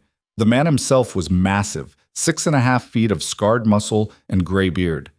He looked up when they entered, his eyes sharp and assessing. "Rowan Blackridge, been a while." "Garrett," Rowan's voice was respectful. "I need supplies. Medical supplies, mostly. I brought trade goods. Let's see them. They spent an hour negotiating. Garrett was tough but fair, examining their furs with an expert eye, weighing their preserved food, calculating value with brutal efficiency. Elena watched the transaction, fascinated by the dance of it. Two men who understood each other's needs and limitations, finding middle ground without pretense or games. "This'll get you most of what you need," Garrett said finally, tallying numbers. "But not everything. You're short about $30 worth." Rowan's jaw tightened. "I don't have $30. "Then you don't get everything." Garrett shrugged. "Simple math. I need the carbolic acid and laudanum. Everything else I can do without, but not those." "Then you're still $15 short." Elena stepped forward before she could second-guess herself. "What about labor? We could work off the difference." Both men looked at her. Garrett's expression was unreadable. "What kind of labor?" he asked. "Medical. You're 2 days from any real doctor. People up here must get injured, get sick. We could treat them, call it payment." Garrett studied her for a long moment. "You any good?" "Yes." "Confident. I like that." He turned to Rowan. "She always this direct?" "Always." "Good. I've got 3 men who need looking at. Nothing critical, but beyond my skills. You fix them up, we call the debt square." "Deal," Rowan said. The first man had an infected wound on his leg, dirty, swollen, the kind of thing that could kill you if ignored. Elena cleaned it while Rowan prepared a carbolic wash, their movements synchronized from months of working together. "This is going to hurt," Elena warned. "Everything hurts up here," the man said. "Do what you need to." She did. The man cursed but held still. Within an hour, the wound was clean, stitched, and properly bandaged. The second man had broken his hand weeks ago and never set it properly. The bones had healed crooked, leaving him with limited mobility. "I'd need to re-break it," Rowan explained. "Let it heal right, but that means more pain, more recovery time." "Can I still work afterward?" "Eventually. Better than you can now." "Then do it." Rowan re-broke the hand with one quick, brutal motion. The man screamed. Elena set the bones while Rowan held him still, then splinted it properly. The third man was older, chronic pain in his back from years of hard labor. Rowan examined him carefully, his hands gentle despite their roughness. "I can't fix this," he said finally. "The damage is permanent, but I can show you exercises, give you salves that'll help manage the pain." The old man's face fell. "So I'm just supposed to live with it?" "You're already living with it. I'm just giving you better tools." Rowan's voice was kind but honest. "Some things don't heal, they just are. Learning to manage them is its own kind of strength." The old man nodded slowly, accepting a truth he'd probably known, but needed someone else to confirm. When they finished, Garrett paid them in full, supplies loaded into their wagon, plus an extra bottle of laudanum he threw in without comment. "You're good at what you do," he said. "Both of you. You ever need a place to work through winter? There's space here. I could use a doctor on site." "Appreciate the offer," Rowan said. "But our work's in the mountains." "Standing offer. Things change. You know where to find me." They left the trading post with the wagon fully stocked, ready for another season of saving lives. The journey back was quiet. Elena watched the landscape roll past, thinking about Garrett's offer. It would be easier, working at the trading post. Warmer, more supplies, steady patience. A real income instead of scraping by on trade goods and gratitude. But it wouldn't be theirs. "You thinking about his offer?" Rowan asked, reading her mind like he did too often lately. "Yeah." And it's not for us." Elena glanced at him. "Is it?" "No. Too many people depend on us where we are. Can't abandon them for comfort. Even if it means more winters like the last one. Even then." Rowan was quiet for a moment. "But I appreciate that you're thinking about it. Means you're considering options instead of just accepting whatever comes." I learned from someone stubborn." "Wonder who that could be." They reached the cabin 2 days later to find chaos. The boy with pneumonia had relapsed. His mother was frantic, the child barely conscious, his breathing rapid and shallow. Elena ran inside while Rowan brought in the new supplies. "What happened?" Elena demanded, checking the boy's pulse. "He was better. Then yesterday the fever came back worse than before. I didn't know what to do." "It's all right. We're here now," Elena looked at Rowan. Secondary infection? Probably. Lungs are compromised, makes him vulnerable. Rowan was already preparing medicines. We'll need to monitor constantly. No sleep for either of us until he stabilizes. They worked for 36 hours straight. Elena lost track of time, of exhaustion, of everything except keeping the boy alive. She administered medicines, changed compresses, monitored breathing, while Rowan adjusted treatments based on every subtle change in symptoms. The boy's mother watched helplessly, praying quietly in the corner. At hour 34, Elena saw the shift, breathing easier, fever dropping, color returning to the boy's face. He was going to make it. She sat down hard on the floor, her legs giving out. "Elena?" Rowan's voice sounded far away. "I'm fine, just tired. You need to sleep. So do you." "I will. After you." Elena wanted to argue but didn't have the energy. She stumbled to her room, collapsed on the bed, still fully dressed, and was unconscious before her head hit the pillow. When she woke, the sun was setting. She'd slept for 12 hours. Outside her room, she heard voices, Rowan talking to the mother, explaining aftercare, giving instructions. Elena lay still, listening to his patient, thorough explanations. He was a good teacher, better than he gave himself credit for. She got up, washed her face in cold water, and joined them. "There she is," Rowan said. "How do you feel?" "Like I got trampled by horses." "How's our patient?" "Stable. Fever's gone. Lungs are clearing." He smiled, tired but genuine. "We got him." "We did." The mother left 3 days later with her healthy son, paying them in smoked fish and heartfelt thanks. Elena watched them go, feeling that familiar satisfaction of work well done. 23, she said. 23 what? Patients we've saved since I got here. I keep count. Rowan looked at her with something like wonder. You really do. Someone should remember. When they're gone and we're gone, at least there'll be a record that we tried.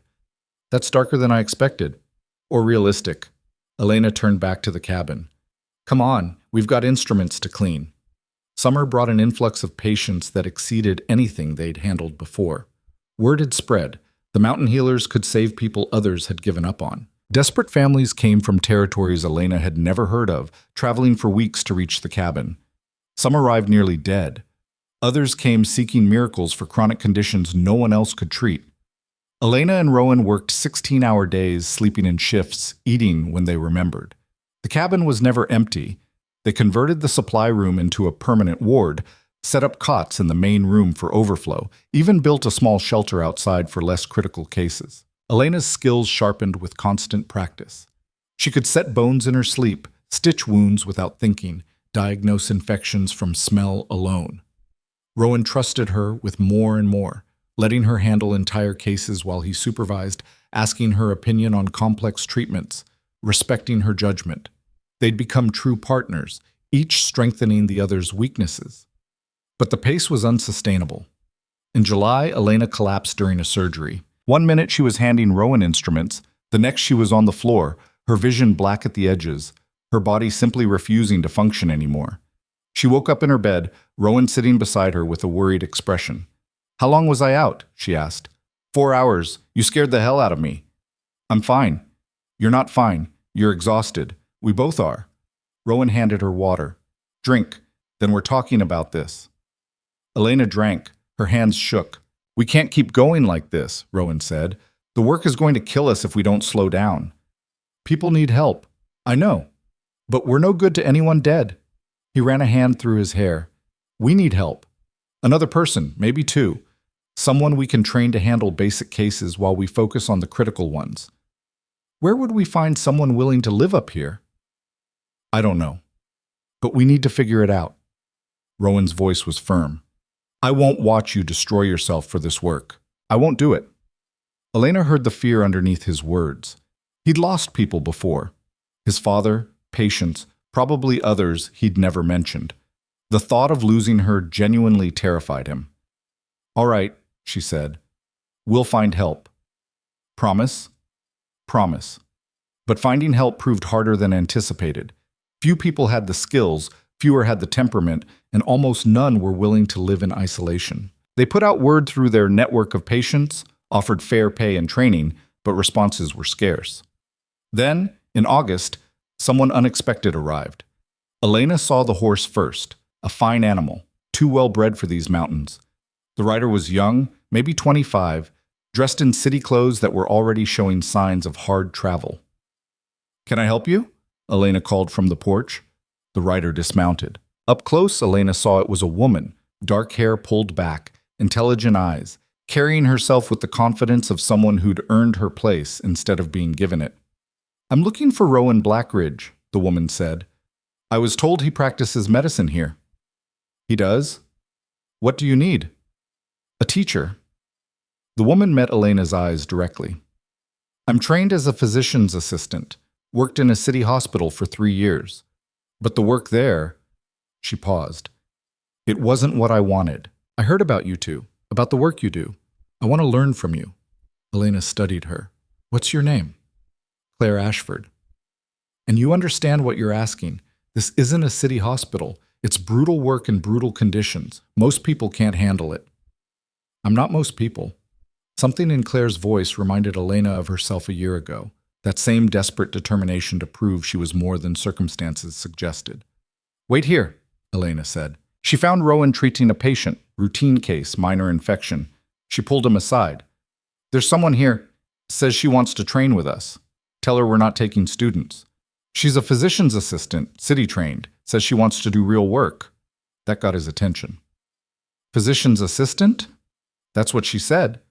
Rowan finished bandaging his patient, then followed Elena outside. He studied Claire with the same assessing look he'd given Elena that first day, measuring, calculating, determining if she'd break or adapt. "Why here?" he asked. "You had a position in a city hospital. That's stable work, good pay. Why throw it away for this?" Claire didn't hesitate. "Because city hospitals treat rich people's vanity problems while poor people die in the streets. I didn't become a healer to make comfortable people more comfortable. I became a healer to save lives that matter." "All lives matter," Rowan said. "Then why do only rich ones get proper treatment?" Claire's voice was sharp. "I watched a child die last month because his family couldn't afford the entrance fee. Just turned them away at the door. The boy died in the street while doctors inside debated whether to attend a rich man's gout." She took a breath. "I won't work in that system anymore, so I'm here. Train me or don't. But I'm not going back." Rowan looked at Elena. She nodded slightly. 2-week trial, Rowan said. "You work, you learn, you prove you can handle this. If you can't, you leave. No arguments. Understood?" "Understood." "Good. Elena will show you where you'll sleep and explain the rules. We start at dawn." Claire lasted 3 days before her first breakdown. A patient came in with a leg crushed beyond repair. Accident at a logging camp. Compound fracture with the bone completely shattered. Rowan made the call immediately. "We have to amputate." "There's no saving it." Claire went white. "But..." "No buts. The leg is dead tissue. We remove it or he dies. Simple as that." Rowan was already preparing instruments. "Elena, set up for surgery. Claire, you'll assist." The amputation was textbook. Rowan had done dozens by now, his technique refined to brutal efficiency. But watching someone's leg come off was different than reading about it in medical texts. Halfway through, Claire ran outside and vomited. Elena found her afterward, sitting against the cabin wall, her face pale. "I froze," Claire said. "I just stood there while you needed me." "First time is always hard." "You didn't freeze." "Yes, I did. My first serious surgery, I was terrified. Rowan kept me moving by shouting orders. I just followed instructions until my brain caught up." Elena sat beside her. "It gets easier. Not easy, just easier." "When?" "After the 10th or 20th time you see something horrible. Eventually your brain stops trying to process the trauma and just focuses on the work." Claire looked at her. "That sounds awful." "It is, but it's also survival." Elena stood, offering her hand. "Come on. That patient needs monitoring, and there are 3 more waiting. No time for breakdowns." Claire took her hand and got up. She didn't freeze again. Over the next few weeks, Claire proved herself. She learned fast, adapted faster, and brought skills Elena and Rowan didn't have. Detailed anatomical knowledge, proper surgical techniques, experience with instruments they'd only read about. More importantly, she fit. The 3 of them developed a rhythm, dividing cases based on skill and need. Claire handled routine treatments, Elena managed complex cases, and Rowan supervised everything while taking the critical surgeries. The work became manageable again. Not easy, never easy, but sustainable. Then, in late September, the letter arrived. A courier again, looking nervous. The letter was sealed with wax stamped with a crest Elena recognized immediately. Marcus Reeve. Rowan opened it while Elena and Claire watched. His expression darkened with every line. "What is it?" Elena asked. "Marcus is claiming the land, says he has documentation proving he owns the territory our cabin sits on. He's demanding we vacate within 30 days or face legal action." "That's impossible," Claire said. "You've been here for years. Established residency, built improvements. Doesn't matter if he has a prior claim." Rowan crumpled the letter. "And he'll have forged whatever documents he needs. He owns the magistrates, owns the surveyors. He can make any claim legitimate." Elena felt ice in her chest. "So he's finally making his move." "What move?" Claire asked, confused. "Long story. Marcus has been waiting for an excuse to destroy us. Now he's created one." Rowan paced, thinking, "If we fight this legally, it'll take months. We'd have to close the practice, travel to the territorial capital, hire lawyers we can't afford. And if we don't fight, we lose everything: the cabin, the land, the practice, all of it." The three of them sat in silence, the weight of it crushing. Then Elena said, "He's lying. Obviously." "No, I mean, he's lying about having documentation. Because if he really had legitimate claims, he'd have used them months ago when we first challenged him." Elena's mind raced. "This is a bluff. He's hoping we'll panic and abandon the cabin without a fight. Or he's betting we'll fight and lose," Rowan said. "Maybe. But there's a third option." Elena looked at them both. "We call his bluff, publicly. Force him to produce this documentation in front of witnesses who can verify it." "How?" "We go to the territorial capital ourselves. File a counterclaim, make this a public dispute instead of a quiet seizure." Elena's voice gained confidence. "Marcus operates in shadows. He manipulates people because no one challenges him openly. We challenge him. We force everything into the light." Claire was nodding. That could work. If his documents are forged, a real land surveyor would spot it. "It's risky," Rowan said. "If we lose anyway, if we do nothing," Elena interrupted.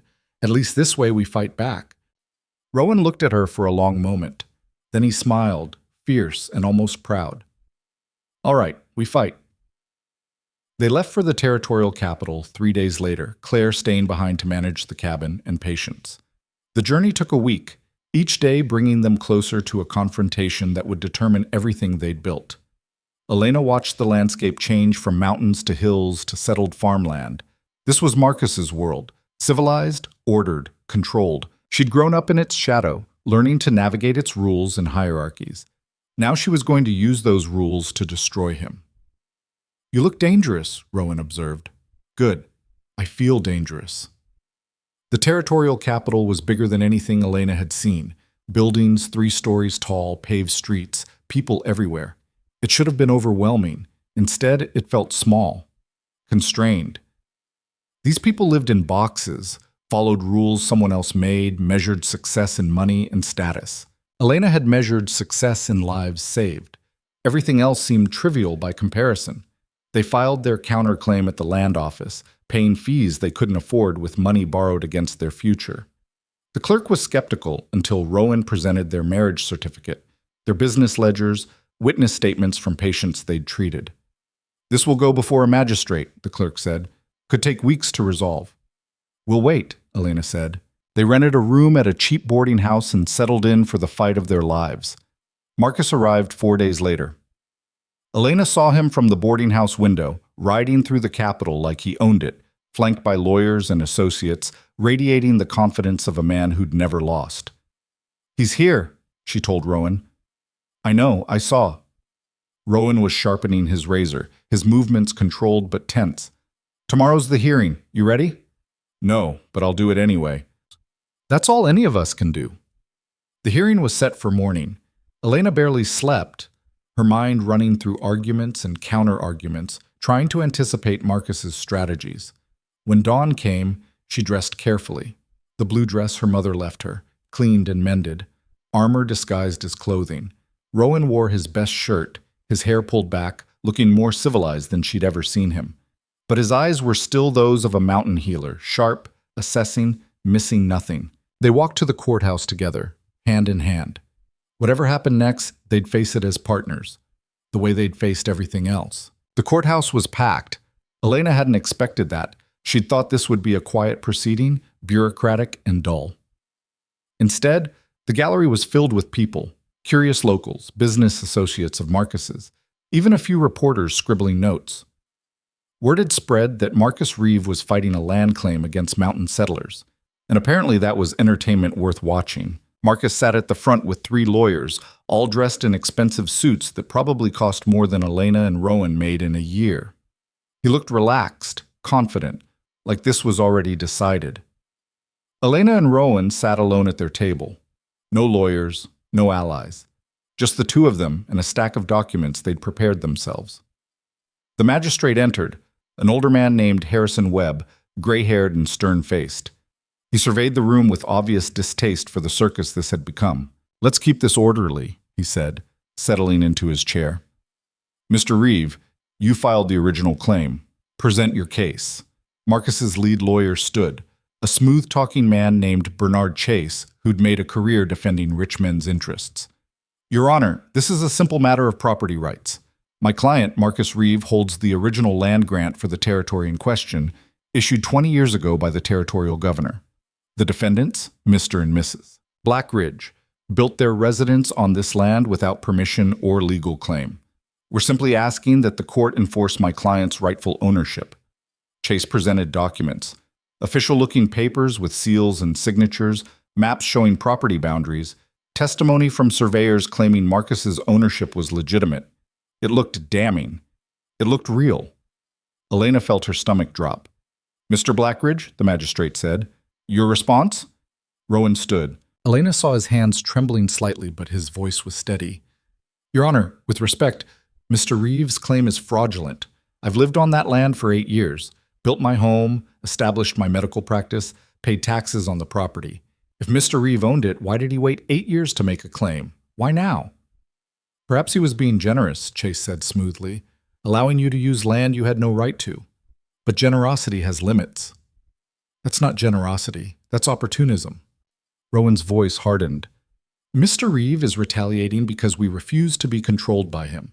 This has nothing to do with property rights and everything to do with power." The magistrate frowned. "That's a serious accusation. Do you have evidence?" "I have the pattern of his behavior. He arranged my marriage to Elena to settle her father's debt. When we proved we couldn't be controlled, he started restricting our access to medical supplies. When that didn't work, he challenged our marriage. Now he's claiming our land. It's systematic harassment." "Your Honor," Chase interrupted, "my client's personal business dealings are irrelevant to the question of land ownership. Either the defendants have legal claim to the property or they don't. Everything else is deflection." The magistrate nodded. "He's right. Unless you can prove Mr. Reeve's documents are fraudulent, his claim stands. Do you have such proof?" Rowan looked at Elena. She saw the same question in his eyes. Did they have enough? Elena stood. "Your Honor, may I speak?" The magistrate looked surprised. "You're not a lawyer, Mrs. Blackridge." "No, sir, but I'm directly affected by this case, and I have information relevant to the court." "Proceed, but keep it brief." Elena took a breath. This was it. Everything they'd built came down to the next few minutes. Mr. Reeve's documents claim he received a land grant 20 years ago. But 20 years ago, that territory wasn't surveyed yet. It was considered wilderness, not suitable for settlement. Land grants weren't issued for that region until 15 years ago, when the Territorial Expansion Act passed. Chase waved dismissively. "A minor discrepancy in dates? Not minor. Impossible." Elena pulled out papers from their stack. "These are territorial records from the land office. They show when each region was opened for claims. The area where our cabin sits wasn't available until 1868. Mr. Reeve's document is dated 1866, 2 years before it could legally exist." The courtroom went silent. The magistrate leaned forward. "Let me see those documents." Elena handed over their research. Territorial maps, surveyor records, land office documentation showing the timeline of settlement. The magistrate studied them carefully, then looked at Marcus's papers, then back at Elena's evidence. "Mr. Chase," the magistrate said slowly, "can you explain this discrepancy?" Chase was already conferring with Marcus, their whispered conversation tense. "Your Honor, there may have been an administrative error in the dating, an administrative error that predates the territory being open for settlement?" The magistrate's voice was cold. "That's not an error. That's fraud." Marcus stood abruptly. "Your Honor, I was given these documents in good faith. If there are irregularities, I was unaware." "Convenient," the magistrate cut him off. "Mrs. Blackridge, do you have more?" Elena did. She'd spent weeks in the territorial archives, pulling every record she could find. "Mr. Reeve claims he paid taxes on this property for 20 years, but tax records show no payments from him for that region, ever. We, however, have paid taxes every year since 1875, when my husband first established residency." She presented tax receipts signed and stamped by the territorial assessor, proof of payment, proof of residency, proof of legitimate claim. The magistrate examined each document with increasing irritation. "Mr. Chase, your client's entire case appears to be built on forged documents and false claims. Do you have any legitimate evidence of ownership?" Chase looked at Marcus. Marcus's face was red, his jaw clenched. He knew he'd lost. "Your Honor," Chase tried one last time, "even if the original grant documentation has issues, my client has other interests in this matter. The defendant's marriage was arranged as part of a debt settlement. If that marriage isn't legitimate—" "The marriage is legitimate," Elena said. "We have a legal certificate, witness testimony, and a year of living as husband and wife. But even if it wasn't, that has nothing to do with land ownership. My husband established his claim before I arrived. My presence doesn't change his legal right to the property." "She's correct," the magistrate said. "Mr. Chase, unless you have actual evidence, not speculation about personal relationships, I'm ruling in favor of the defendants." "Your Honor, my ruling stands. Mr. Reeves' claim is denied. Furthermore, I'm referring this case to the territorial attorney for investigation of document fraud. Court is adjourned." The gavel came down like thunder. The courtroom erupted. Reporters rushed toward Marcus, shouting questions. His lawyers were already packing their documents, distancing themselves from the disaster. Marcus himself sat frozen, his carefully constructed power crumbling in real time. Elena felt Rowan's hand on her shoulder. "We won. We won," she repeated, barely believing it. Marcus pushed through the crowd toward them, his face twisted with rage. "This isn't over. You think you've beaten me? I'll destroy you. I'll make sure you'll do nothing." The voice came from behind Marcus. Thomas Voss stepped forward, looking older and frailer than Elena remembered, but sober. Actually sober, for the first time in years. "Thomas," Marcus said, "this doesn't concern you." "It concerns me plenty. That's my daughter you're threatening." Thomas turned to Elena. "I've been sober 3 months now. Took that long to work up the courage to come here. I heard about the hearing, about what Marcus was trying to do." "Why do you care?" Elena's voice was cold. "Because I'm the reason you're in this mess. I sold you to clear my debt, and Marcus has been using that to control you ever since." Thomas reached into his coat, pulled out papers. "These are the original contract terms. The ones Marcus made me sign. They include clauses he never told you about, giving him rights to any property you acquired, any business you established. He was planning to own everything you built." He handed the papers to the magistrate, who'd stayed to watch the confrontation. "This changes things," the magistrate said, scanning the documents. "Mr. Reeve, these clauses are unconscionable, possibly criminal. You were using debt bondage to establish permanent control over the defendants." Marcus's face went white. "I never enforced those clauses, because you were waiting until they'd built something worth taking." The magistrate's voice was ice. "I'm adding contract fraud to the investigation. You're facing serious charges, Mr. Reeve." Marcus looked around desperately, seeing his empire crumbling, his carefully cultivated reputation destroyed. Then he did what bullies always do when cornered. He ran. He pushed through the crowd and out of the courthouse, his remaining associates scrambling to follow. Elena watched him go, feeling nothing, not satisfaction, not anger. just tired relief that it was finally over. Thomas approached her cautiously. Elena, I know I don't deserve your forgiveness. I sold you like livestock. I drank away my responsibilities. I failed you in every way a father can fail. His voice cracked. But seeing you now, strong, accomplished, fighting for what you built, I'm proud. I don't have the right to be, but I am. Elena looked at the man who'd sold her. She'd hated him for so long, carried that rage like armor. But standing here now, victorious on her own terms, the hate felt pointless. He was just a weak man who'd made weak choices. She didn't need his pride or his approval, but maybe she could give him something anyway. I'm not ready to forgive you, she said. Maybe I never will be. But I hope you stay sober. I hope you figure out how to live with what you did. And if you ever need medical help, real help, not handouts, come to the cabin. We treat everyone. Thomas's eyes filled with tears. Thank you. Elena turned away. Rowan was waiting, and they had a long journey home. They left the capital 2 days later after the magistrate officially recorded their ownership of the land. The property was theirs, legally and permanently. Marcus was facing criminal charges that would likely destroy him.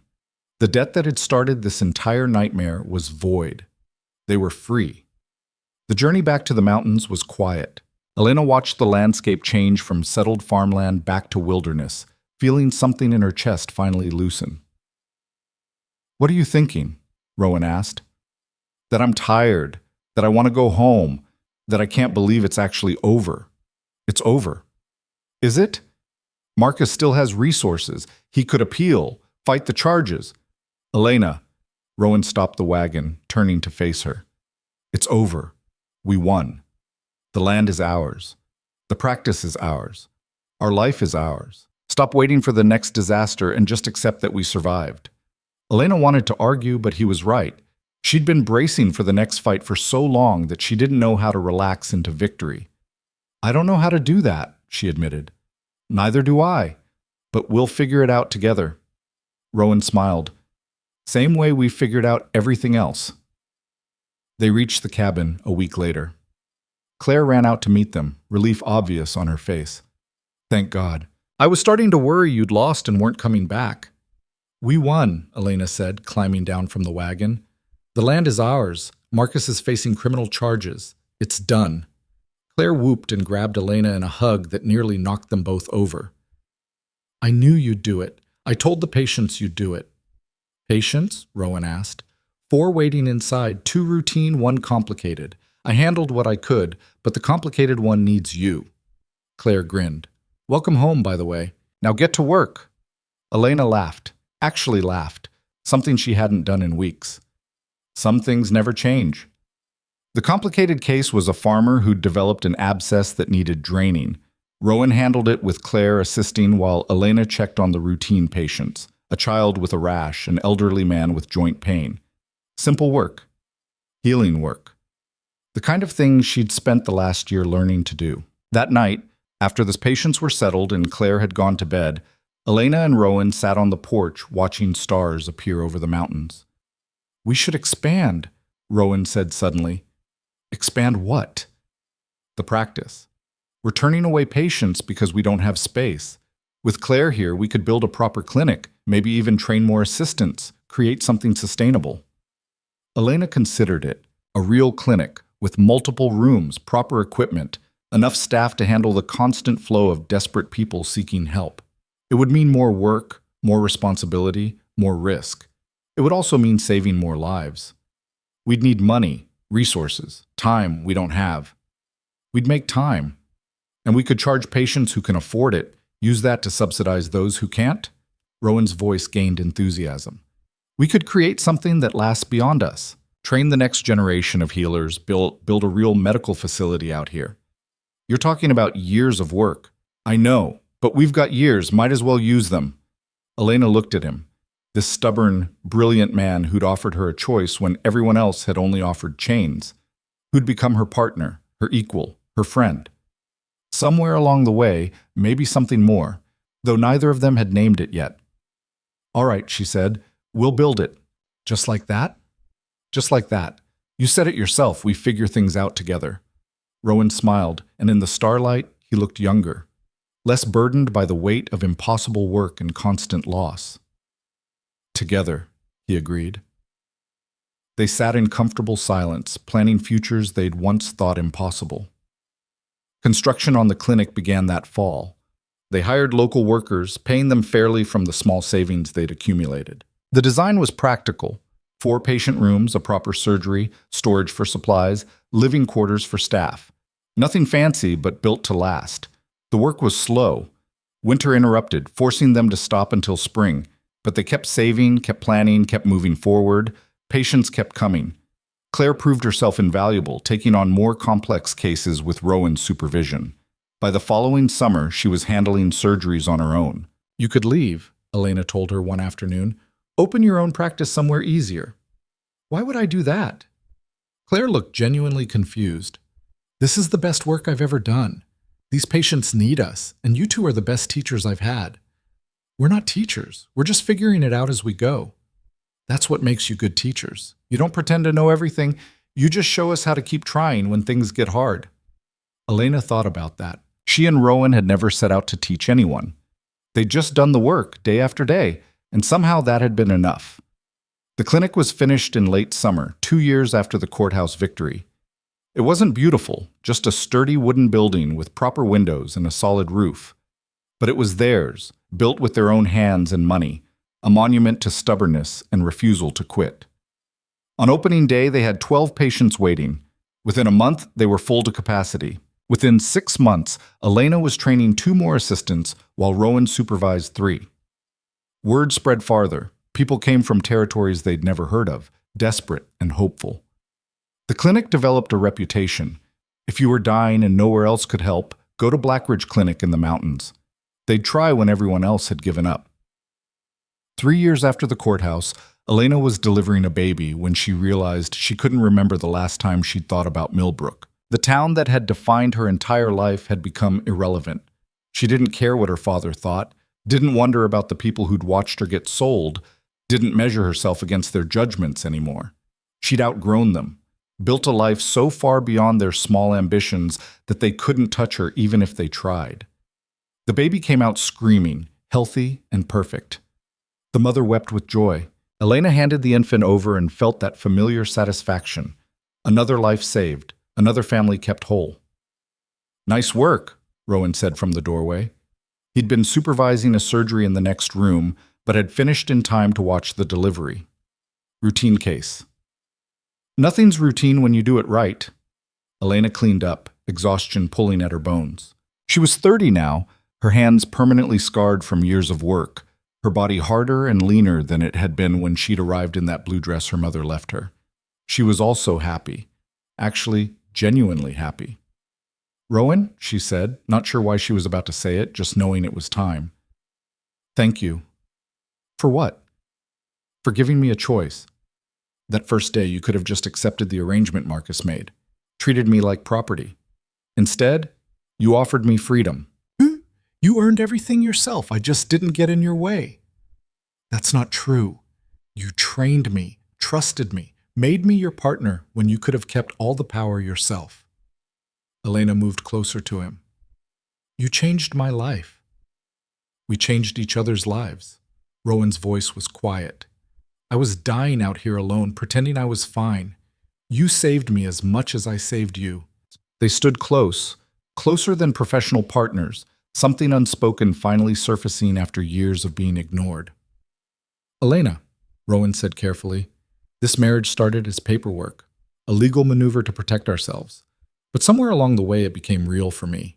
I don't know when. Maybe that first winter when you refused to quit. Maybe when you stood up to Marcus in court. Maybe earlier when you chose to stay instead of running." He paused. "I'm in love with you. Have been for a while. And I needed you to know." Elena's breath caught. She'd known, on some level, had felt the shift in how he looked at her, how he touched her hand when passing instruments, how he smiled at her victories like they were his own. She'd just been afraid to name it. "I love you too," she said. "I think I have since that night you let me hold the scalpel for the first time and trusted me not to screw it up." Rowan laughed, startled. "That's a strange moment to fall in love." We're strange people, doing strange work in a strange place. Elena took his hand. Makes sense our love would be strange too. Is it? Love? Yeah, it is. He kissed her then, careful, gentle, like she might break. Elena kissed him back with all the ferocity she'd learned in these mountains, all the strength she'd built from refusing to be broken. When they pulled apart, Rowan was grinning. So what now? Now we keep working, keep building, keep saving lives. Elena smiled. Same as always, just together in a different way. I can live with that. 5 years after the courthouse victory, Blackridge Clinic had expanded again. They'd built a second building for patient housing, hired 6 permanent staff, and were training a rotating group of medical students who came from across the territory to learn frontier medicine. Elena ran the teaching program while Rowan focused on research, documenting treatments and techniques that worked in conditions most doctors never faced. Between them, they'd created something that would outlast them both, a legacy of healing built on stubbornness and refusal to accept unnecessary death. The graves behind the cabin now numbered 34. Losses they'd carried, patients they'd failed. Elena visited them sometimes, remembering faces and names, honoring the people they couldn't save. But the patients they had saved numbered in the hundreds now, maybe thousands, if you counted the ones treated by people they'd trained. Claire had left the previous year to open her own clinic 2 territories north, taking everything they'd taught her and building something new. She wrote regularly, asking advice, sharing successes and failures. Elena always wrote back. Thomas Voss died in the spring, sober and quiet, in a small cabin he'd built with his own hands. He'd spent his last 5 years doing odd jobs, staying clean, trying to be useful. Elena had visited him twice, brief and uncomfortable, but enough to prove she'd meant what she said about not carrying hate forever. At his funeral, she'd felt sad, not for who he'd been, but for who he could have been if he'd made different choices. Marcus Reeve had lost everything. The criminal charges stuck. His business empire collapsed. His reputation destroyed.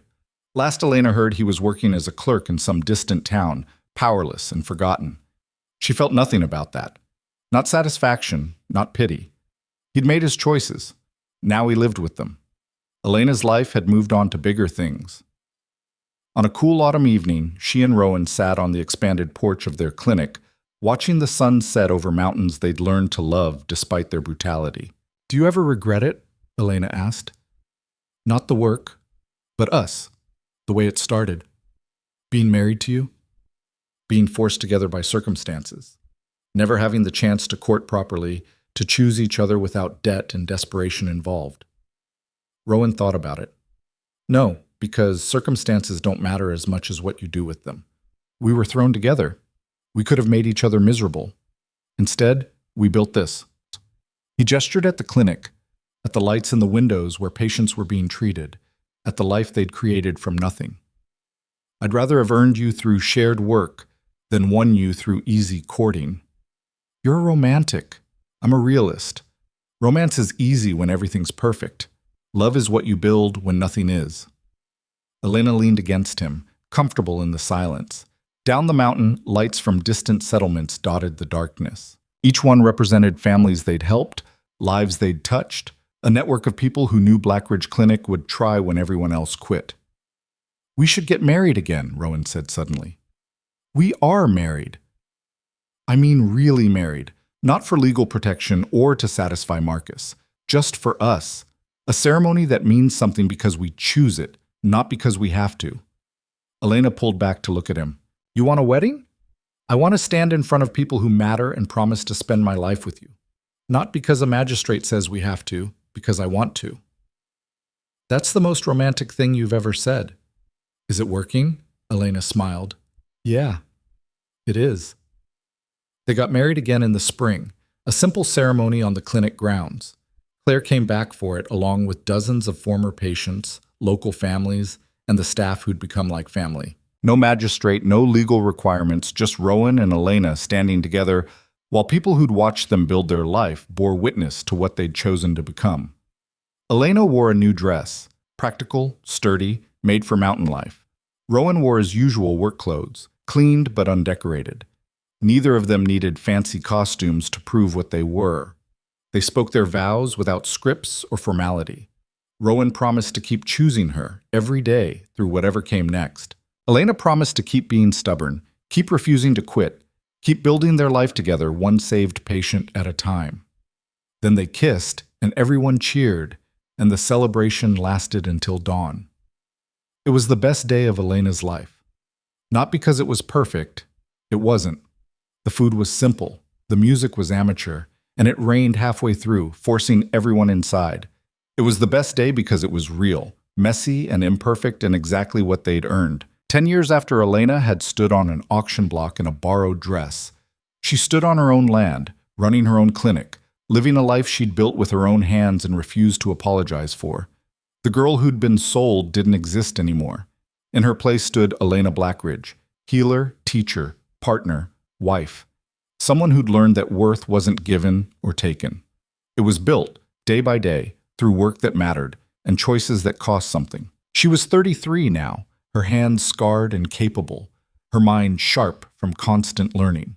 She'd saved hundreds of lives, trained dozens of healers, built something that would outlast her. And she'd done it by choosing to stay when she could have left, choosing to learn when she could have given up, choosing to build when it would have been easier to accept less. The mountains had tried to break her. Instead, they'd forged her into someone unbreakable. On quiet nights, Rowan would ask her, "Any regrets?" And Elena would answer honestly, "Not one." Because regret required wishing things had gone differently. And Elena couldn't imagine a different path leading anywhere better than where she stood, surrounded by work that mattered, beside a partner she'd chosen, in a life she'd earned through stubborn refusal to be anything less than exactly who she was meant to be. The frontier had sold her as property. She'd bought herself back with competence, courage, and the absolute conviction that she deserved to take up space in the world. And in the end, that was the only story that mattered, the one she'd written herself, in blood and sutures and lives saved against impossible odds. The one that proved a person's worth wasn't determined by how they started, but by what they built when everyone said they'd amount to nothing. Elena had built an empire of healing from the ashes of being discarded, and she was just getting started.